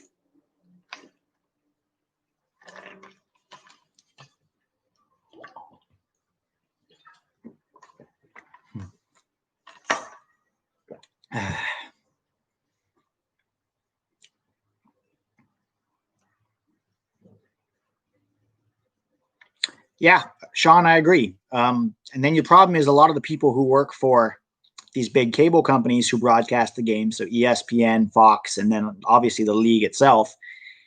A lot of them, not all. I like Taylor Twellman, but a lot of these guys, they have an interest in boosting the league, and there's a bit of a kumbaya sort of approach to American soccer sometimes. Just sort of a campfire, like, yay, this is awesome. Whereas in Europe, you get way more, criticism and pressure from your media when the team doesn't perform well. And in some cases, it's probably excessive in Europe and South America and even Africa. Here, it's more like a player can make a major mistake in a final like this, and no media person will call him out. Nobody will say that was terrible from him. You can still go to the grocery store the next day and shop, and nobody will say, hey, you messed up this weekend. And I don't know if that's necessarily the best thing for a player, but I do think we need to have a lot more pressure on all the players. Even MLS, there needs to be more pressure when you goof up in MLS. There's no pressure. Nobody cares, right? The broadcasters don't even call you out, right? The fans won't even call you out. And maybe that's American culture. I don't know. I was born and raised abroad. I studied in England. I worked in, the Middle East and India and different parts of the world. And I have maybe just a different cultural background in that sense. But I think we need more pressure on the U.S. men's national team, on MLS, on the national team coach, on everything in American soccer. GMs need more pressure. GMs in Chicago and Houston who refuse to spend money. GMs in Portland who don't develop talent. GMs across the league need to have more pressure, I think.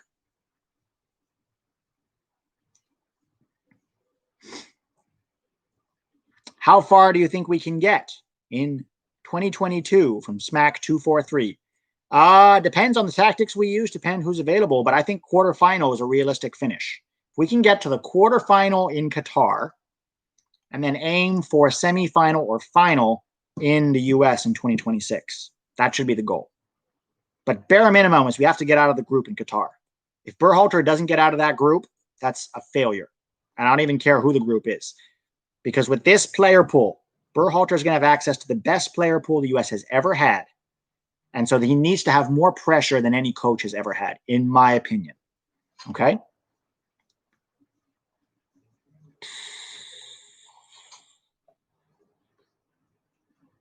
All right, so we're back here now.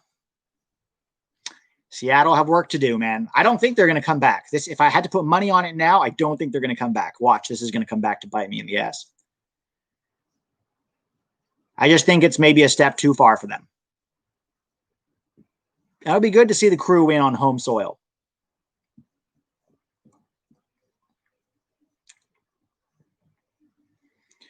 You think so, Joshua? You think we can beat Mexico in the final? My concern with Berhalter is more Tata. Like, it's not the players, it's Berhalter versus Tata. Tata Martino is just so good tactically, and his in-game management is excellent. So I'm a little concerned that even though we have better players than Mexico, you know, Tata will figure out what we're doing and he'll find a way to counter it. Now, the question for Mexico, and this is a big one, is Raul Jimenez.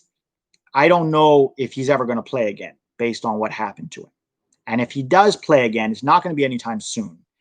And if he does play again, is he going to be the same player? Because like he could be out for a year.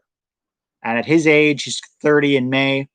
I don't know. Without Raul Jimenez, who do they start up front? You know, you're talking, it's either Chicharito or JJ Macias. And I don't think Chicharito is, JJ Macias, by the way, guys, Mexican fans talk about him like he's the next big thing. He's 21. He had 6 goals in Liga MX this year. 2 of them were penalties. So he isn't exactly tearing it up either. Nice long-range shot from Seattle. Oh, from Roldan. Look at that. Yeah, that was really sucks for Raul, man. I mean, we're all USMNT fans, but we're human beings first. That was nasty. Who's slandering who?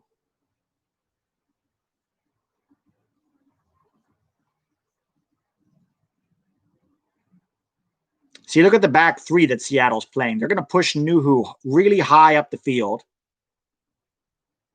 Oh, hang on. When did Brad Smith come on? Was Smith on the whole time? Maybe they brought him on for Nuhu, didn't they? Oof.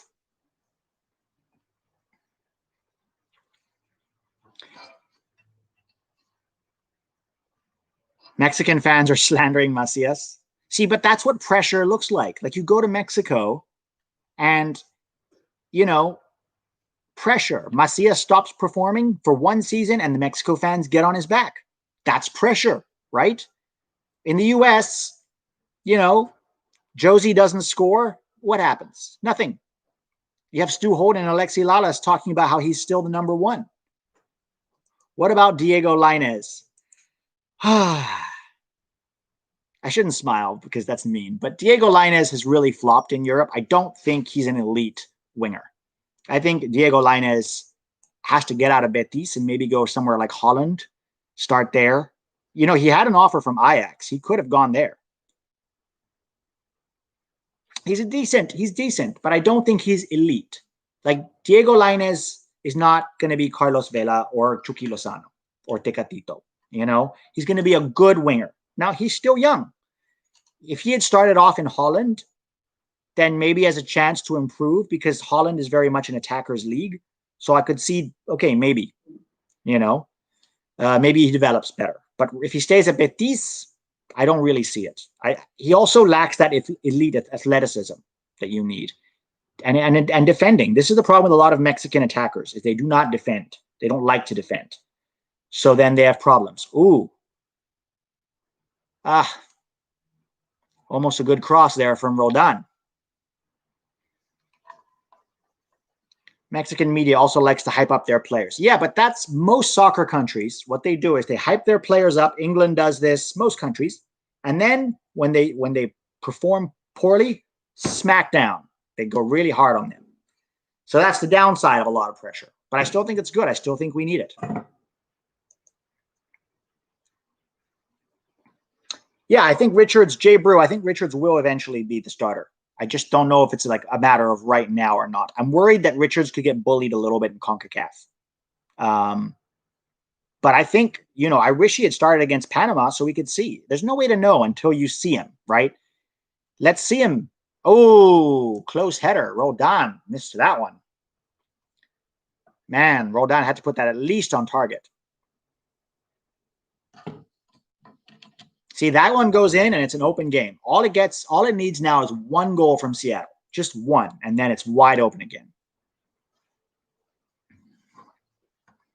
Finesse kid Carlos. Yes, I agree. The U.S. has to get the tactics right. And that's where I'm worried about Berhalter versus Tata. My next video next week, by the way, guys, just a little teaser, is going to be all about this topic. It's going to be a player-by-player breakdown of Mexico's starting 11 versus the U.S.'s starting 11. And just looking at the levels that they're at and what that means for the national team. So something to look forward to. I watch a lot of Mexican soccer, believe it or not. I believe that, if you're a USMNT fan, you watch your biggest rival a lot. I watch Liga MX players. I watch the guys in Europe, Chucky Lozano, Edson Alvarez, Hector Herrera, Andres Guardado, Eric Gutierrez before he got injured over at PSV, Tecatito at Porto, hugely underrated player, by the way. I watch JJ Macias. I watch Cesar Montes at Monterrey. I watch Charlie Rodriguez, Sebastian Cordova, Alexis Vega, Uriel Antuna. I watch them all because know your rival, know your enemy. I'm not going to sit here and talk about El Tri if I don't know what I'm talking about, although a lot of people will. Oh, I know, Joshua. Those El Tri fans are going to love that video.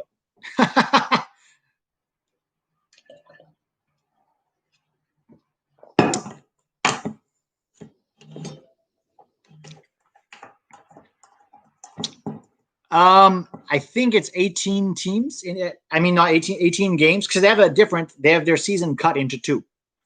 So I'm not sure exactly how many games they play, but they have the like a spring season and then like a fall season. Still 2-0 in the 53rd. All the crew kids, all the academy kids from the crew sitting in the stands. Oh, Miguel Herrera and Maple going after it. We have Canada versus Mexico. Sebastian Saucedo plays tomorrow. Does anybody actually rate Saucedo, Bofo Saucedo? I just think he's a one-trick pony. He only does one thing well. Jamaica's better than Canada. So I don't really understand all the Canada hype. Maple, you're going to hate me for saying this, but Alphonso Davies and Jonathan David does not a good team make. You need 7 or 8 of those guys to really be competitive. If you're talking about the U.S. and Mexico, they're going to have to up their level quite a lot. Now, if Marcelo Flores chooses to play for them, that'd be a huge coup, but they need Canada's big problem is defense. They don't have any good defenders, like really good ones. And they have that guy who plays for Rangers. I can't remember his name, Maple. But he's 32, 33 now. So I don't know. We're talking about Canada needs to work on that defense. They beat the U.S. one time and they're like, oh my God, we're good all of a sudden. Yeah, and then we beat you 4-1 at home. So they have a ways to go. Yeah, I don't know about that. Jonathan David is a good player. He's just taking time to settle in at Lille. He was a baller in Europa League last season for Ghent. He's a good player. You know who's overrated is El Tanque, the guy who plays for Vancouver Whitecaps, Lucas Cavallini. Oh, okay. Maple is a USMNT fan. A little confusing with the mapled name there. Yes, Jay Brew, if Alphonso Davies was American. Can you imagine? No left back conundrum there. So Brad Smith must have come on for Nuhu because I don't see Nuhu, and Brad Smith is driving down that left wing. They're playing with the back three now. They're tucking Jordan Morris inside, and then Brad Smith is pushing up on that left wing, which makes more sense.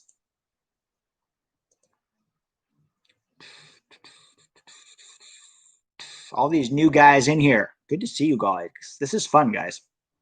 Even though my throat's kind of being a pain. Go check out the video I put on Patreon, by the way. I put a video of Mark McKenzie's passing. We don't have enough defenders who can pass, make line-breaking passes like that. Mark McKenzie, I was really, really impressed with him against El Salvador. He was a lockdown defender, and apart from one pass that he made out to the sidelines, which wasn't great, the rest of the time, his passing between the lines. Look at Morris go. They're basically going to get that ball to Brad Smith down the left wing. He's going to combine with Morris, and he's going to put a cross in, looking for... oh, yeah, Kyle Larin. I forgot about him. Good player.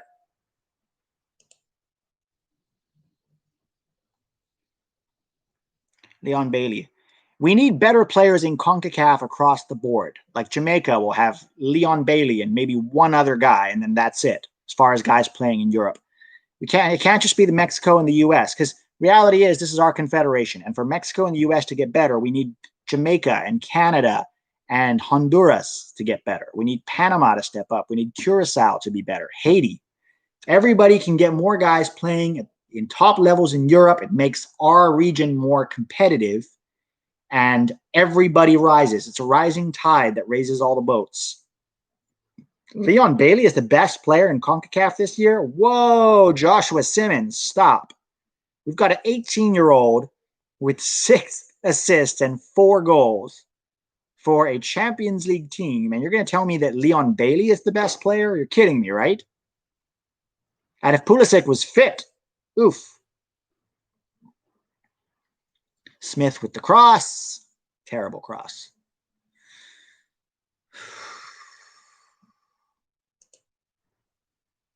Yeah, I hear the Virgil van Dijk argument a lot. But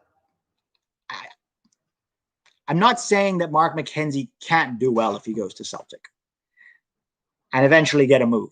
But I'm saying if he's going to go to Celtic, it needs to be like a 1 or 2 year, max 2 year thing to move on. But I'd rather him go somewhere else, honestly. Remember, Virgil van Dijk was at Celtic when they were in the Champions League. They've gotten worse. Not only have they been knocked out of the last 3 Champions Leagues, in the not even the first round, in the qualifying rounds, they've been knocked out by tiny teams like Ferencváros or like some Bulgarian team. But then they go to the Europa League and they're bottom of their group, getting knocked out, bottom of the group in the Europa League, out. And that's the best team in Scotland. Okay?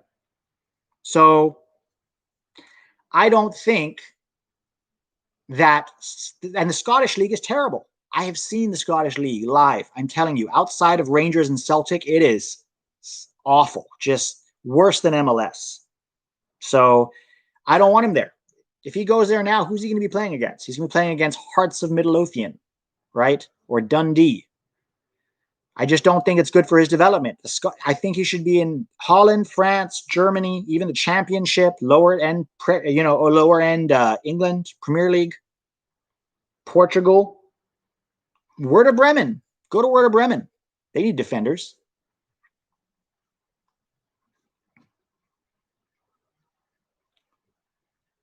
Oh, that flick on header. Should have done more than go straight at Fry. Still 2-0 in the 60th minute. Do Americans have an injury problem in general?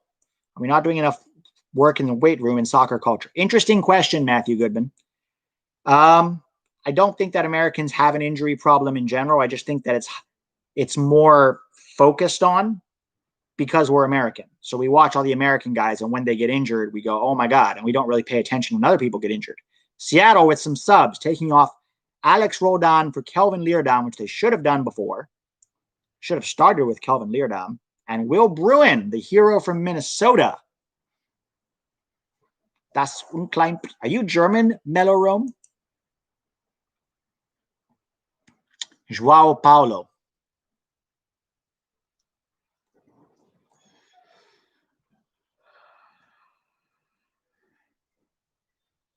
Dominican Republic, huh? I haven't been monitoring them so much. Who have they got? Have they got some good young? Have they got really? What it is it's not about just going to Europe. It's about your development mechanism.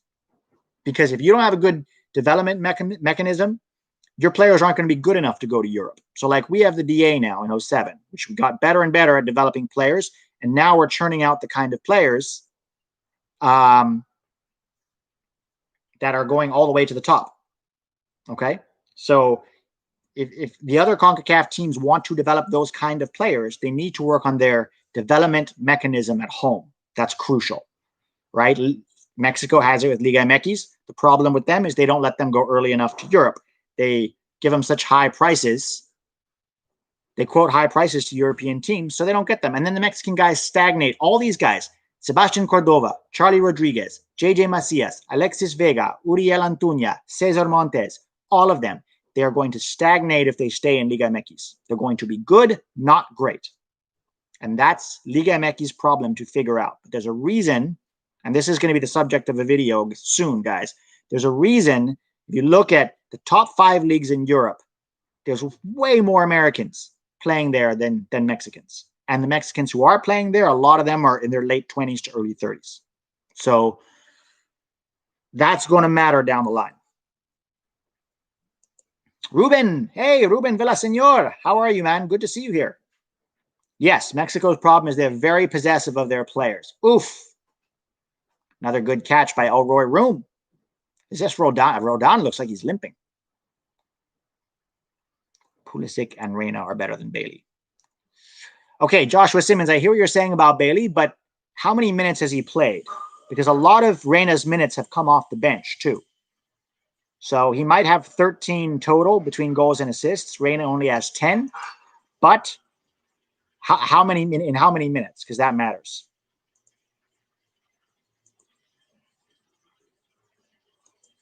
Ah, you're part Austrian. That's cool. Do you have an Austrian team that you support? Rapid Vienna? Austria Vienna? Don't say RB Salzburg. Yes, 11 starts, Joshua, but how many minutes? Tell me how many minutes he's played.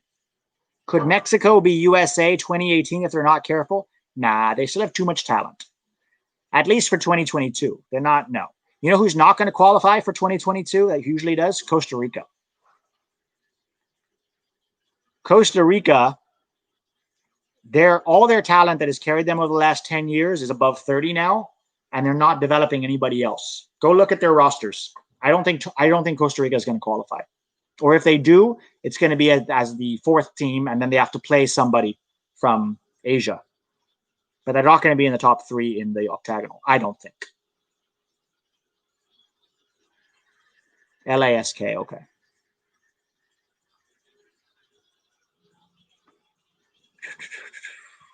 Still 2-0. Seattle, they look a little stagnant in terms of like their attack. It just seems one-dimensional. It's going down the left or the right and just put a cross in. Nico Lodeiro hasn't been involved enough in this game. He's drifting very deep. Look at where Lodeiro's playing. Oh, my God. Did Svensson just give the ball away at the top of his box? Oh, you got to be kidding me. Oh, that's good defending from Brad Smith. Maybe that's why Svensson didn't start. He gave that away way too easy under pressure outside of his box.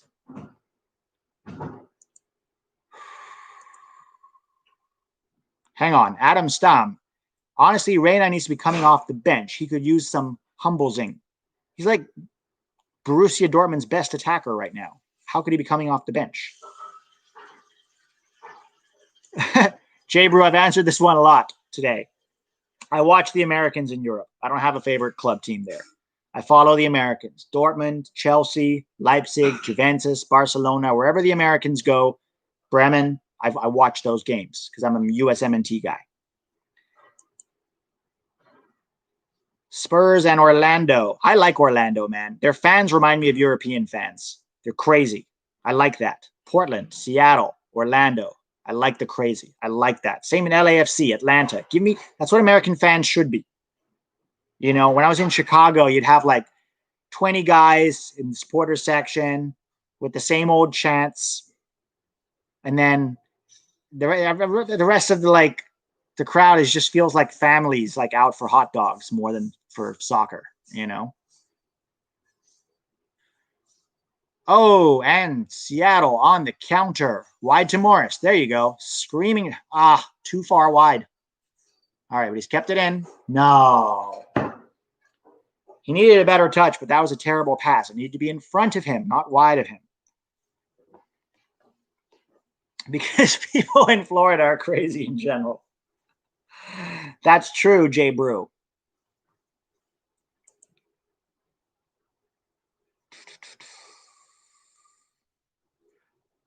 You know what I really like, Mapled, about Minnesota is the song that they sing at the end when they win. Today is going to be the day that you're going to get it back to you. I like that. I love that. We need fresh songs and fresh chants in American soccer, guys. Too often, there's the same like 6 songs that they sing in every MLS stadium. Can we get some originality here? Everyone does the esta noche. They do that one, and then everyone does the I believe. Ooh, big chance missing for Columbus. Yeah, it feels like we just do the 6 or 7 chants, and then we come up with original stuff. Come up with stuff that's specific to your players. For example, when Harry Shipp was playing in Chicago, the fans had a chant when he would take free kicks and corners, and the fans would chant, "Holy Shipp, holy Shipp." And I like that because it was specific to the team and specific to the player, you know? We need more of that. And like Minnesota coming up with their own song naturally as an element of their culture from the British coach that they had when they weren't even in MLS is beautiful. So that becomes a cultural thing. Now, after every game, Minnesota, when they win, they play that song. And I love that. Okay, Josh. So Leon Bailey has played 1,016 minutes. How many has Reyna played? Probably something similar.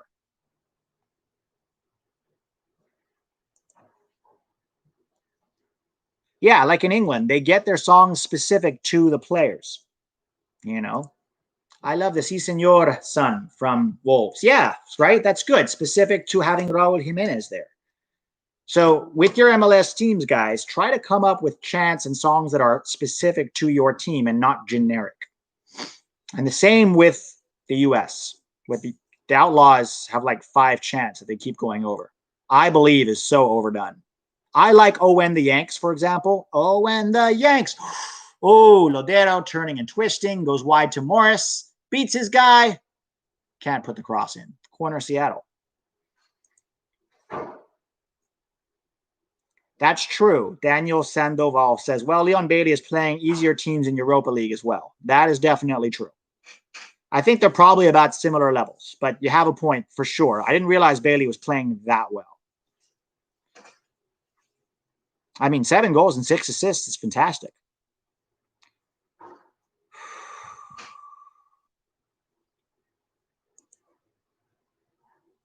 Okay, Lee Woodcock says 5 of Bailey's goals have been against shit Europa League teams. Europa League teams are not shit. Maybe a few of them are not great, but they're still pretty decent. But yeah, okay. Hapoel, Beer, Sheva, that's a different story.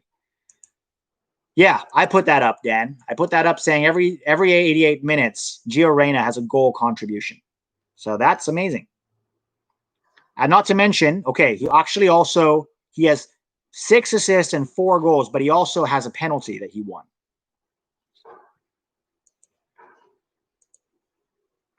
You know what? I think people said that Gio Reyna couldn't do it. He only could do it with Haaland. If you look at Gio Reyna, he always deferred to Haaland when he was there. He would give Haaland the pass instead of going for goal himself. I think that's because they're friends and Haaland feels like a big brother to him. But if you look at it, the minute Haaland steps out of gets injured, what happens? 2 beautiful goals in 2 beautiful games for Gio Reyna. And it just feels like he's like, okay, now I'm the guy when Haaland is gone. So that'll be interesting. Did you guys see his beautiful piece on his older brother? Beautiful, beautiful piece. Go read it. It's in the Players Tribune that he wrote about losing his brother to cancer. Sancho, what happened to him? I think his head might have got turned by all the Manchester United talk, and he stopped pushing himself. He came back from the pandemic a little overweight, and he's never really come back from that. So he needs to get his head down and work hard again and focus on being as good as he was last year.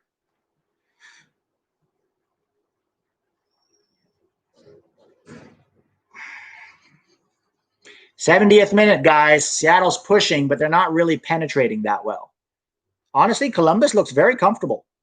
Very comfortable. I'm really impressed, considering that Nagbe and Santos were out and Aiden Morris has been running this midfield.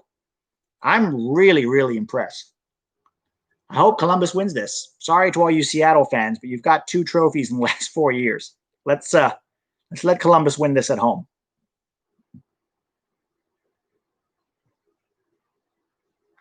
Oh, Morris. Oh, goddamn. Inches wide for Lodeiro. Good hold-up play from Morris, though. Where do I see Reina in a few years? Barcelona, Manchester City, Juventus, Bayern. Not Juventus. I don't think they have the money. Bayern Munich. I think he could go to the Premier League. I don't want him to go to Real Madrid. I've heard those rumors, but I don't think Real Madrid is a good club for any Americans, honestly. It's a toxic club, especially for wingers. You have to have real personality to succeed at Juventus. I mean, at Real Madrid, like Ronaldo. So many great top world-class players. Eden Hazard, Gareth Bale, Michael Owen, David Beckham, so many of them. Ruud van Nistelrooy went there and just flopped. They couldn't handle the pressure, the toxicity. Jimmy Bird, that's a good Morris chant. Do the Seattle fans use that? Hey, Salvador. Welcome. Has Joshua Pinedad found a club yet from Julian Pinto? I don't actually know where he is now.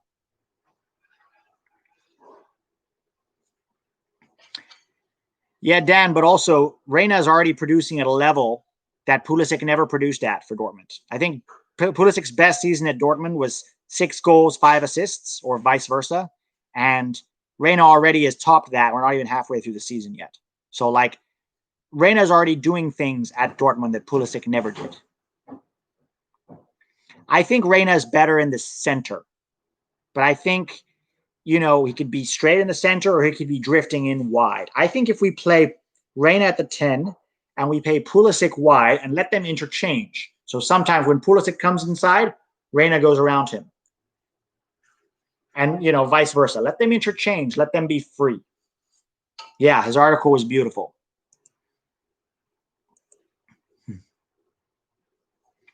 But Ross Smith, I think Reina can play both. I don't think he's as effective on the right wing as he is on the left wing, though.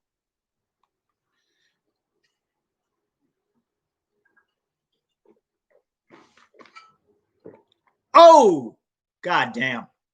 Header from a corner. Was that Svensson? You would love Reina at United. I doubt he'd go there, man. That's kind of a disaster club right now. Oh, Svensson, you got to put that on target. Come on, man.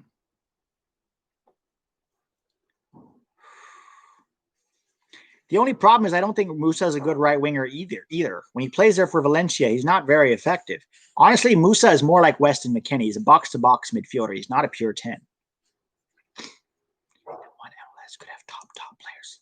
You mean one day, Homer Diaz? Do I think that MLS could have top players? If they get rid of the salary cap and let teams spend, yes. The money is here. We have the economy to challenge Europe, guys. We do. We have the economy to develop an amazing league, and Americans will come out to watch top-level soccer. This business of Americans don't like soccer is not true. Americans like good soccer. They like, you know, good players. Americans are used to having the best players in the world in every other sport. So when you say we don't even have the top 10 in the world in MLS, it's not interesting. It's not relevant to the American psyche. Get rid of the salary cap, or at least bring it up. Bring it up. Seattle need 1 goal, 74th minute. Joseph Harris, good question. Reyna, McKennie, Musa, who are our starting mids? Depends. Depends who we're facing. I would like Reyna personally as the 10 if we're playing a team that's worse than us. If we're playing a team that's better than us, I want Musa at the 10 and Reyna wide, because what'll happen is when we're playing teams that are better than us, they're going to attack us. We're going to bunker. We're going to have space on the counter. And honestly, with Pulisic and Reyna, we're better on the counter. Or you can press them high up the field when they try to build out of the back with McKennie and Musa and Sargent and win the ball high and then go. So just depends who we're facing. But generally speaking, I think Gio is more effective in the middle. Okay, Josh. So Gio has played more minutes than Leon Bailey. But I would still counter that Gio is the better player, even though I have not watched Leon Bailey. Oh, yeah, I did. Well, I watched him once this season. So I'm going to talk out of my ass and say that Reyna is still a better player, even though I haven't watched him play. Do the same thing that I accuse other people of doing. Oh, Zardes, you have to finish that. What was he doing? Come on.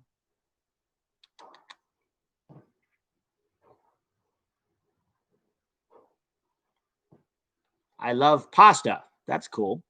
Not sure that's relevant, but Zardes being Zardes. Yeah, Reyna is, guys, Reyna could be a Ballon d'Or contender multiple times in his career. That's the level. There are no other 18-year-olds except for maybe Camavinga who are playing at Reyna's level right now in Europe. None. Zip. That's the level we're dealing with Gio Reyna.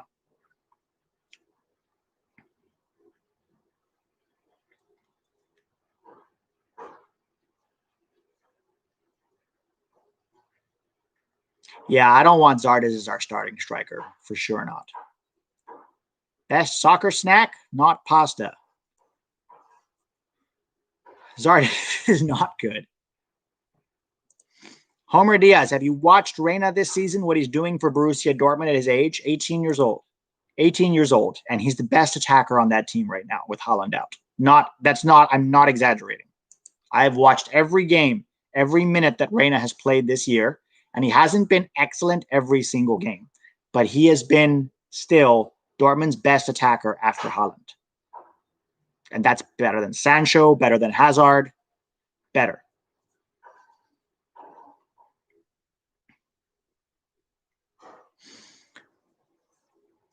Now, the question obviously is, can you do it consistently all season long? And then next season, can he continue to improve?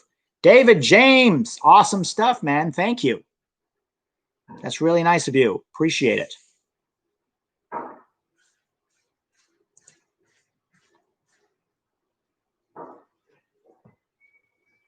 I don't think Seattle's going to make it, guys. 2-0, 77th minute. They look like they're trying. They're knocking at that door, but they lack that penetration. And when they're getting those shots, they're not getting them on target. I mean, they had a header and a shot from Lodeiro that should have been on target. Here's the corner. Oof. And then they have to be careful, right? Because as Seattle's pushing and pushing, Crew can easily hit them on the counter. Oh, yeah, Homer, I'm not saying that Gio's a Ballon d'Or contender now. I'm saying he could be down the line. If he keeps growing, so if he doesn't get cocky, if he stays humble, if he keeps pushing himself every day. Like he said in his Players Tribune article, I don't want to be just a good American player. I want to be consistently one of the best 10 players in the world. If he keeps that attitude up, his talent, sky's the limit for Gio Reyna. Gio Reyna could win the Ballon d'Or twice in his career and be nominated 5 or 6 times. That's the level we're talking about. Pulisic could too, if he wasn't so injury prone. That is the only thing stopping Pulisic from being one of the best top 10 wingers in the world. Dan, if Pulisic goes down in a major tournament, I really feel we don't have enough to be the top team, even with Gio. Disagree. You can still be the top team if you play them smartly, right? Even if you don't have elite players in every single position. You play to our strengths. You play on the counterattack. You do what the U.S. has always done. You bunker and counter. Honestly, even with Pulisic there, you bunker and counter. Pulisic and Reyna are both really good on the counterattack with space and time in front of them. All right, free kick here for Seattle. Oh, Jordan Morris gets clawed away by Elroy Room. That reminds me of Josie's header against Seattle in 2016, and Stefan Fry literally in the top corner palmed it out. That's what that reminded me of. Look at this. Top corner. Oh, did it hit the post? Come on, Seattle. This is it. 80th minute. You got to score now, or you're going to have problems. If Seattle make this 2-2 and we go to penalties, scenes.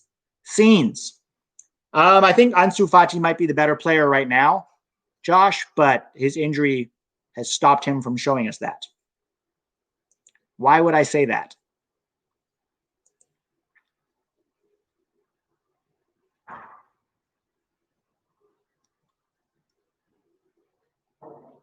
All right, I'm paying attention. What happened? I'm not looking at the chat, so don't tell me.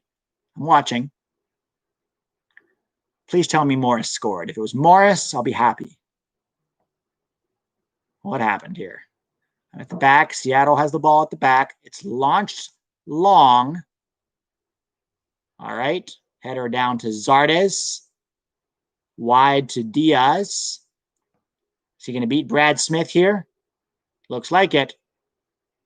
Oh, he does. He's through on goal. Oh my God.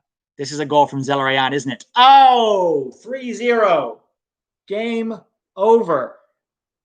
Game over. Columbus to win their first MLS Cup ever. This is what I said was going to happen, right? You're pushing and pushing and pushing, and then you leave yourselves wide open on the counter, and Brad Smith should have done better there. But how do you not pick up Zelarayan at the top of the box? I think they were just wiped.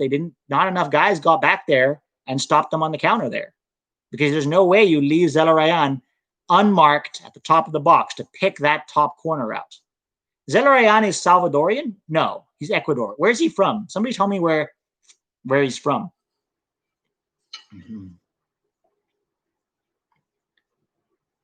Angel Cuellar. Top of the box. He had time and space. How did Seattle leave him with that much space? Let me just look this up. Zelarayan is Argentine. I did not know that, but that makes sense if he is. They're really good at producing those 10s. Oh, yeah, he is Argentine. You're right. Good for him. Argentina. Everybody's Argentina. Amazing, huh? If we had a guy like that, he'd be starting for the U.S.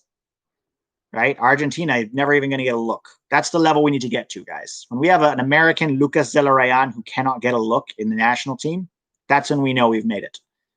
That's when we know we've made it. Now they've got Reynoso too, right? In Minnesota. He's probably not going to get a look. We've got two of those guys in Portland. Not going to get a look. I mean, Argentines say that, what's his name is a fraud. They say the Man City striker, Aguero, is a fraud. They're like, he shouldn't be with the national team. He's only in the national team because he's friends with Messi. Look, Aguero, can you imagine? Can you imagine if we had a Manchester City striker who's getting 20 goals a season and American fans are being like, he shouldn't be there. He's just a fraud. That's the level. That's the level that we're competing with. So we'll get there one day. I'm confident we will. I watch a lot of the youth players coming through, even from MLS, and there's going to be some top players. You're going to have more Pulisics, more Gio Reynas, all kinds of players. You're going to see it. Just you wait. Just you wait, guys. It's coming. France, too. Yeah, France. Ridiculous depth. Ridiculous. What's his name from Madrid? Can't even get a look. I mean, I think that's more to do with other things than talent, but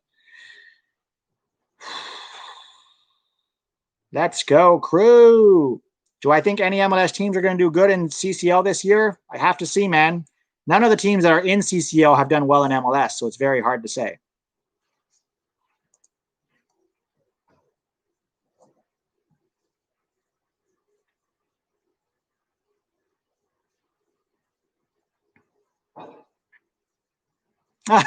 Paul Sievers is about to marry an Argentine.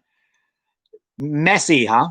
If Messi doesn't win a trophy before he retires, are they going to see him as a fraud or are they going to love him? That's the question.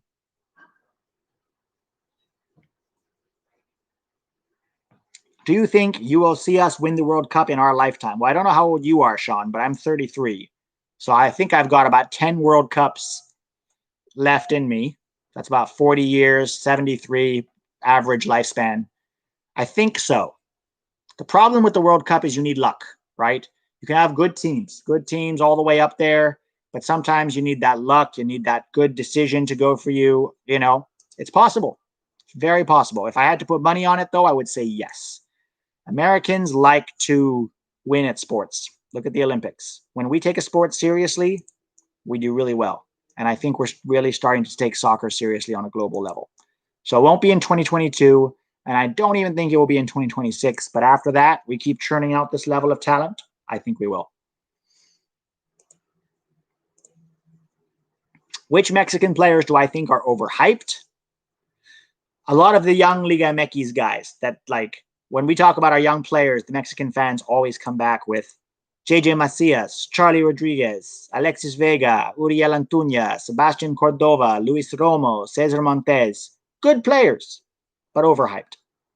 Diego Lainez, very overhyped. JJ Macias, one of the most overhyped. I've watched him this year. Nothing special. Decent, nothing special. And if you're decent in Liga MX, you're not special in Europe. Wait for my video on Tuesday. You guys are going to like my video on Tuesday because I give an honest look at where Mexico is right now. And there's a big difference. The young players, a lot of them are overhyped. But you Tecatito, Chucky Lozano, and Raul Jimenez is still a very fearsome front three. And they still have a lot of good players in their prime right now. So we have to keep it. Watch the video. You'll see. You'll see. Oh, the Crew did win the MLS Cup in 08. I did not know that. My bad.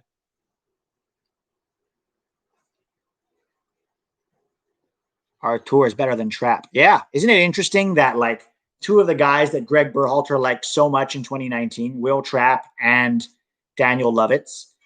And then the minute the new coaches came in, the first thing they did was offload them. Thierry Henry came into Montreal and offloaded Lovitz for $100,000. And then Caleb Porter got rid of Trapp. And now he's not even starting in Miami, who was a terrible team this year, and he can't even start for them. And we told Berhalter all of 2019, Trapp and Lovitz should be nowhere near the national team. Nowhere near.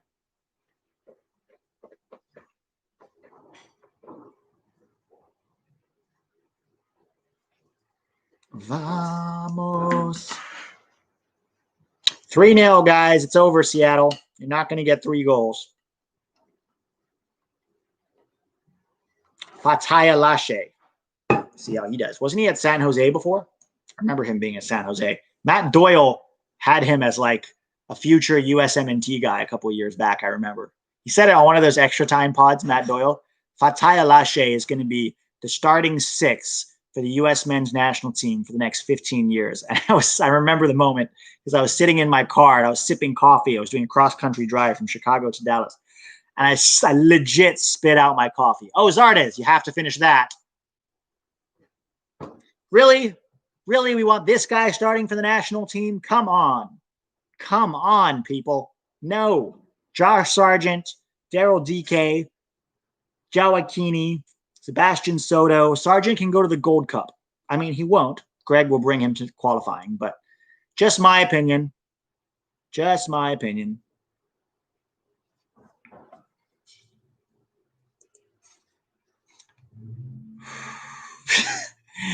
A lot of people, when they first discover American soccer, Lee, is they listen to the MLS Soccer podcast because that's official to them. And they listen to these self-styled experts. And it's not even that they're not experts. I actually agree with Doyle on a lot of things he says. It's just sometimes I think he lets his bias get in the way of his logic, like his logic. Now, the difference between him and Lalas is Lalas just says things to rile people up. He's a provocateur. Lalas says things just to, like, make noise. Stu Holden is the guy who actually says things because he genuinely believes them. And I'm like, are you kidding me? Bradley and Guzan, get out of here. I like Taylor Twellman a lot. There are some other soccer podcasts that I listen to, and some of them I really like, and some of them I'm like, you don't even watch the games.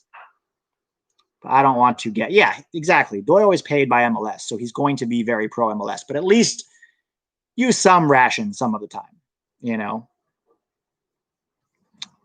Come on, it's not hard to be. The problem is you lose credibility, right? If you want people to think of you as a soccer expert and then you come up with these awful, awful takes, then, you know, you lose credibility. Yes, Doyle likes Matt Turner. I like Matt Turner. I think Matt Turner has a huge amount of potential. But to say that he should start over Zach Steffen right now, I just can't, I can't. By the way, tell me which podcast do you guys listen to? I'm curious. Do any of you listen to soccer podcasts? And where do you listen? And if I did a podcast, and I'll put the video of the podcast on YouTube, and if I did a podcast on like a proper podcast, where would you listen to it more? YouTube or like listen to it? Would you watch it? Because I would film myself doing the podcast just like this, and I would put it on YouTube, but I would also have the audio available. And where do you listen to them? Which ones do you listen to? Like there's tons. Total Soccer Show, Scuffed, Best Soccer Show. There's a ton of them that I listen to. Some of them, I like some of them. Some of them I'm okay. Some interesting ideas. But hey, that's what you want in a soccer landscape. A lot of different ideas. Google Podcasts. You guys are saying YouTube. Okay. All right.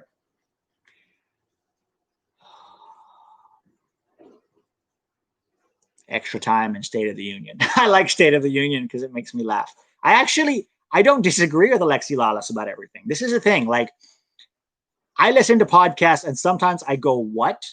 But just because I disagree with one of your takes doesn't mean I'm going to stop listening to you. I want to hear your opinion. That's the thing about soccer dialogue. We have to be able to listen to each other's opinions and disagree and still go, I can disagree with you about that, but it doesn't mean I'm not going to ever listen to you again. I listen to Scuff, Total Soccer Show, State of the Union, Best Soccer Show, and some of those guys, I'm like, wow. But I still listen to them because I want to hear what they have to say. It's interesting to me. Even a bad take is still an interesting take.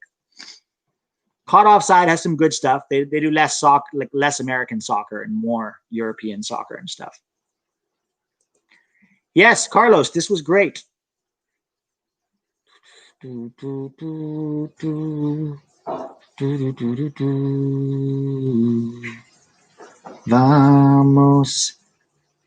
YouTube's better than podcast for soccer, in my opinion. Just a better medium for the content. Yeah, some people are visual learners, Matt Goodman. They learn better. What would you guys, if we put stuff on, what kind of stuff on Patreon would you guys want to see if it was on Patreon? What kind of stuff that you can't get anywhere else is what you guys would want to see? Because there are certain things I can't do on YouTube. So tell me in the comments what you think I could do on Patreon that would make sense for you to go there. Because there's I can only do so much on YouTube without getting copyright problems. Oof. YouTube gegenpressing. Homer Diaz. Yes, I have Instagram. 11 Yanks.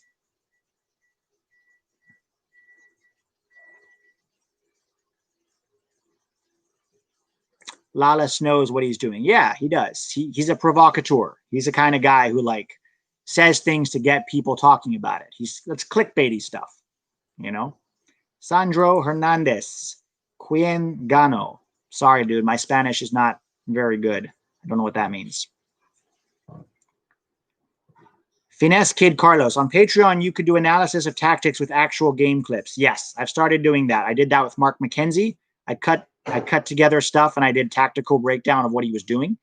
So that's definitely, I'm going to do that on at least once a week on Patreon. I'm going to take an American player, whether it's for a European team or for the national team. I'm going to break down what they did well or sometimes what they did poorly.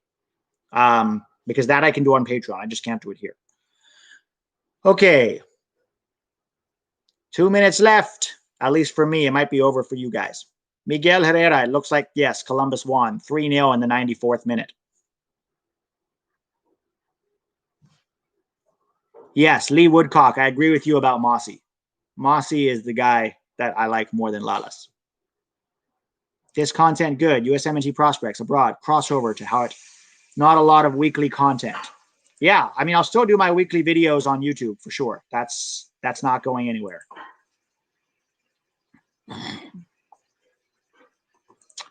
Yeah, that's good. Matthew Goodman. Stuff that teaches tactics to kids using actual footage from pro soccer players my kids care about. Cool, man.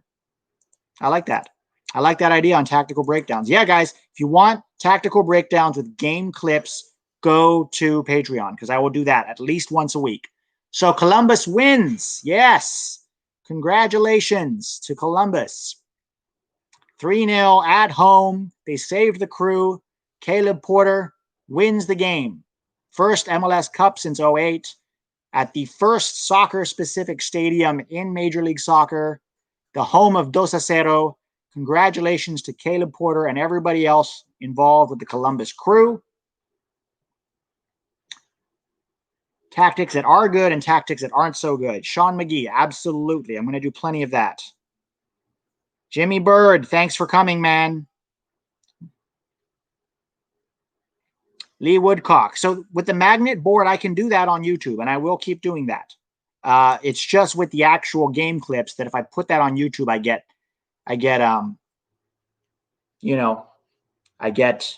copyright strikes.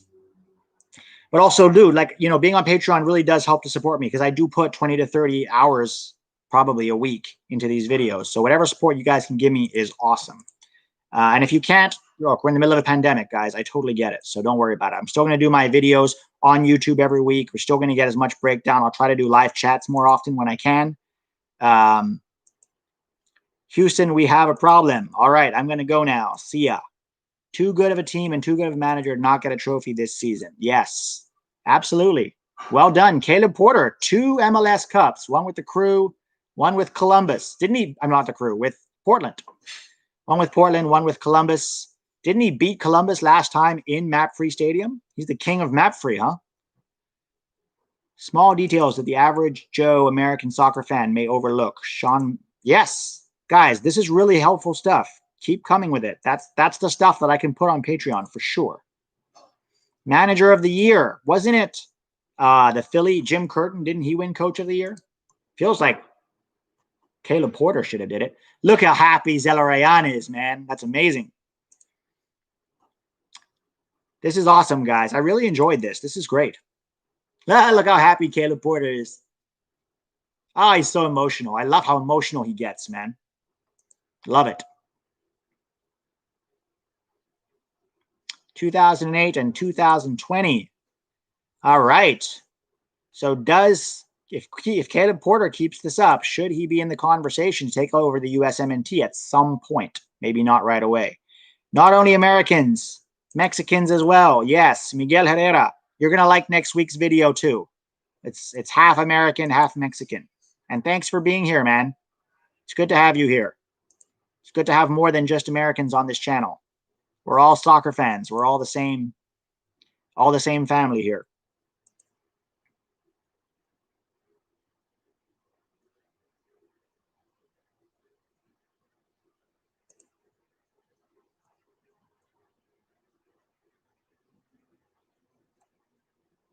I don't know that Caleb Porter should take over in the next cycle.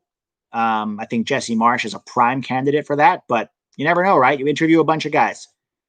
And there's also foreign guys we should interview. We don't want to overlook somebody like Tata Martino next time, But let's wait and see. Part of me wants an American coach at home for 2026. But let's get through to 2022 and then look around and see what our options are.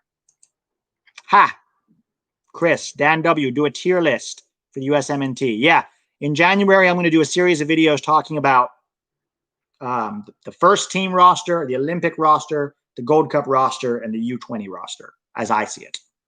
So that's coming in Jan. All right, guys, let's a couple more minutes, and then I got to get going here. But this was really fun. I'm glad we did this. You guys have been really, really awesome.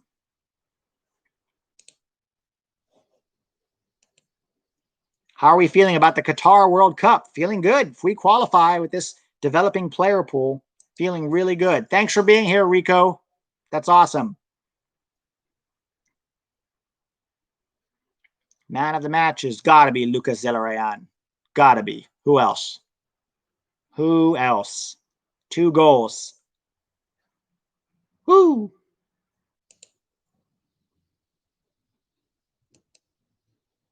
The El Salvador coach said after the game, teams have bad games. Barcelona lost 8-2. The fans want him out. He just compared losing to the USMNT C team to losing to Bayern. I hope you have a lot of success. Thanks for sharing. Thank you, Miguel. Muchas gracias. Take care, and I subscribed. Thank you, Homer. Do you think Busio will make a move to Europe soon? Maybe. Let's see. I think he still has some work to do, but maybe he can do that work in Europe. So many people on Twitter said they're not watching Qatar 22 because of the bribery and human rights violations. Well, that's their right, man. I mean, I want to tell them. I understand where they're coming from, but how can you not watch the World Cup? Yeah, Seattle never really. They had a few chances, didn't score them. So, thank you for thanks, Isaiah. I heard Bayern lost. What your relationship with tactical manager? I don't really know him, but he seems like a nice guy. I like some of his videos. We're gonna probably do a collab video at some point. Do 2021 predictions. Yes, predictions for the roster is what I'm looking at. That's a lot of that stuff is going to come in January. So, but keep your eye open on Tuesday. We're going to do the starting 11 of Mexico versus the starting 11 of the U.S. and just break down player by player analysis in each position. So, Bayern drew with Union Berlin. They could have lost by several goals, though. Yes, correct.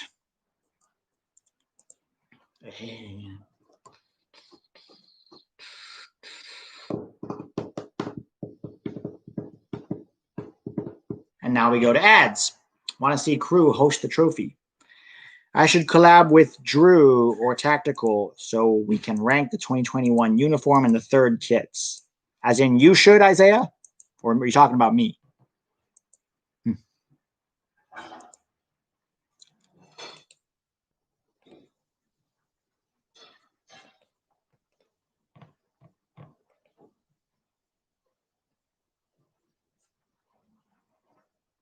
Yeah, go for it, buddy.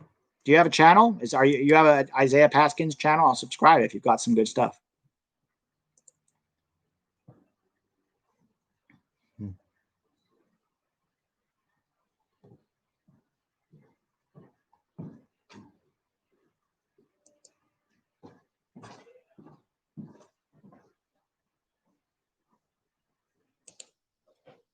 Yeah, guys, this is really fun. Thanks for coming and watching MLS Cup with me.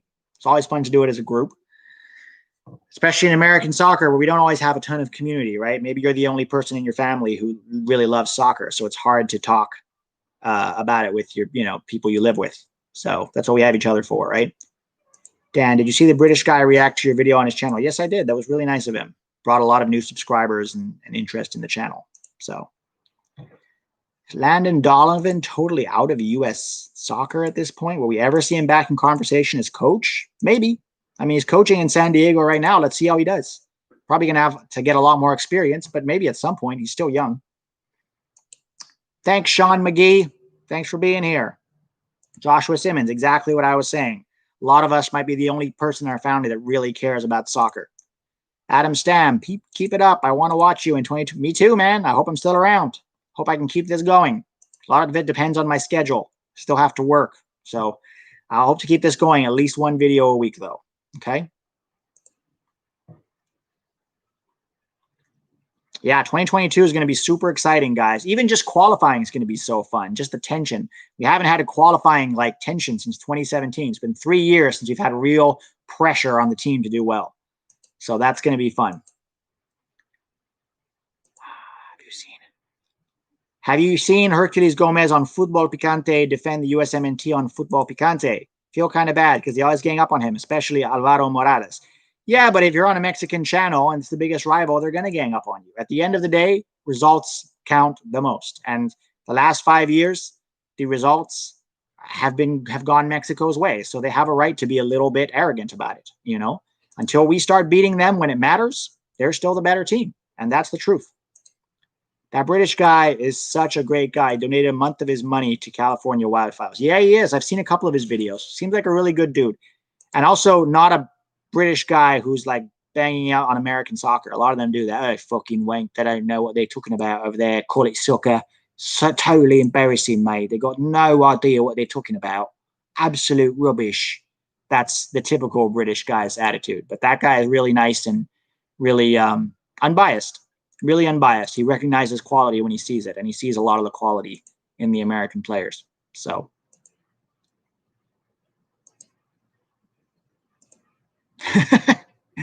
you like my accent, Jay Brew. What's your name, Jay Brew? Like John, Jerry, like Carragher. Yes, Carragher. What the fuck are you doing? You really think the US is going to win the World Cup one day? Oh, Kenda King, man. You've been quietly just like stalking this whole time. I haven't seen you.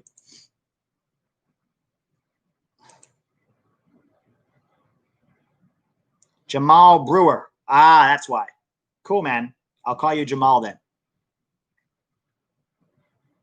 Yeah, I spent 4 years in England. My professor used to say to me, I'd go to class because I got my degree in football coaching in the UK, and I had a problem of waking up late. So sometimes I would show up to class a few minutes late. And I had this professor who looked at me one time and he went, Mr. Douthit, you're very good looking, but you're very poorly behaved. I cracked up laughing because I couldn't, just the way he said it. It was like Lord of the Rings or something. I don't know if Artur. You think Artur is leaving, Adam?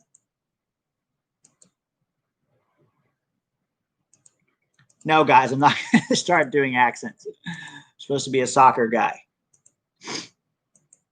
I think Artur will stay. You think he's going to leave, Adam? Yay, holding the trophy high. Oh, you must be so happy right now, Adam.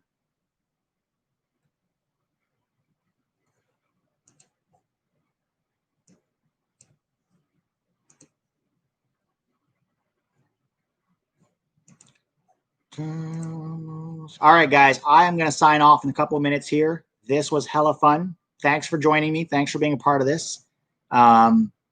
Let's keep doing this a little more often. Maybe the end of this month, in between Christmas and New Year, I'm going to be traveling, so I might not be able to do a video that week. So maybe we'll do a live hangout instead, and we can all just chat, and I can try to answer your questions live. And just chit chat. It's good to hear your opinions too. I love hearing what you guys have to say about stuff, right? Cool. Well, this was awesome. Pingu Wingu, I do not know. I just watched the Americans there. J Brew, maybe the last week of December we'll do not a watch along, but like a live hangout. So this was fun though. You guys have been amazing. Let's talk soon. Have a great one, okay? Cheers, guys. Go Crew. Congratulations to all of you Crew fans out there. And Seattle fans, don't feel too bad. You still got 2 trophies in the last 5 years and 4 finals. You're going to be fine. All right, guys. Good luck.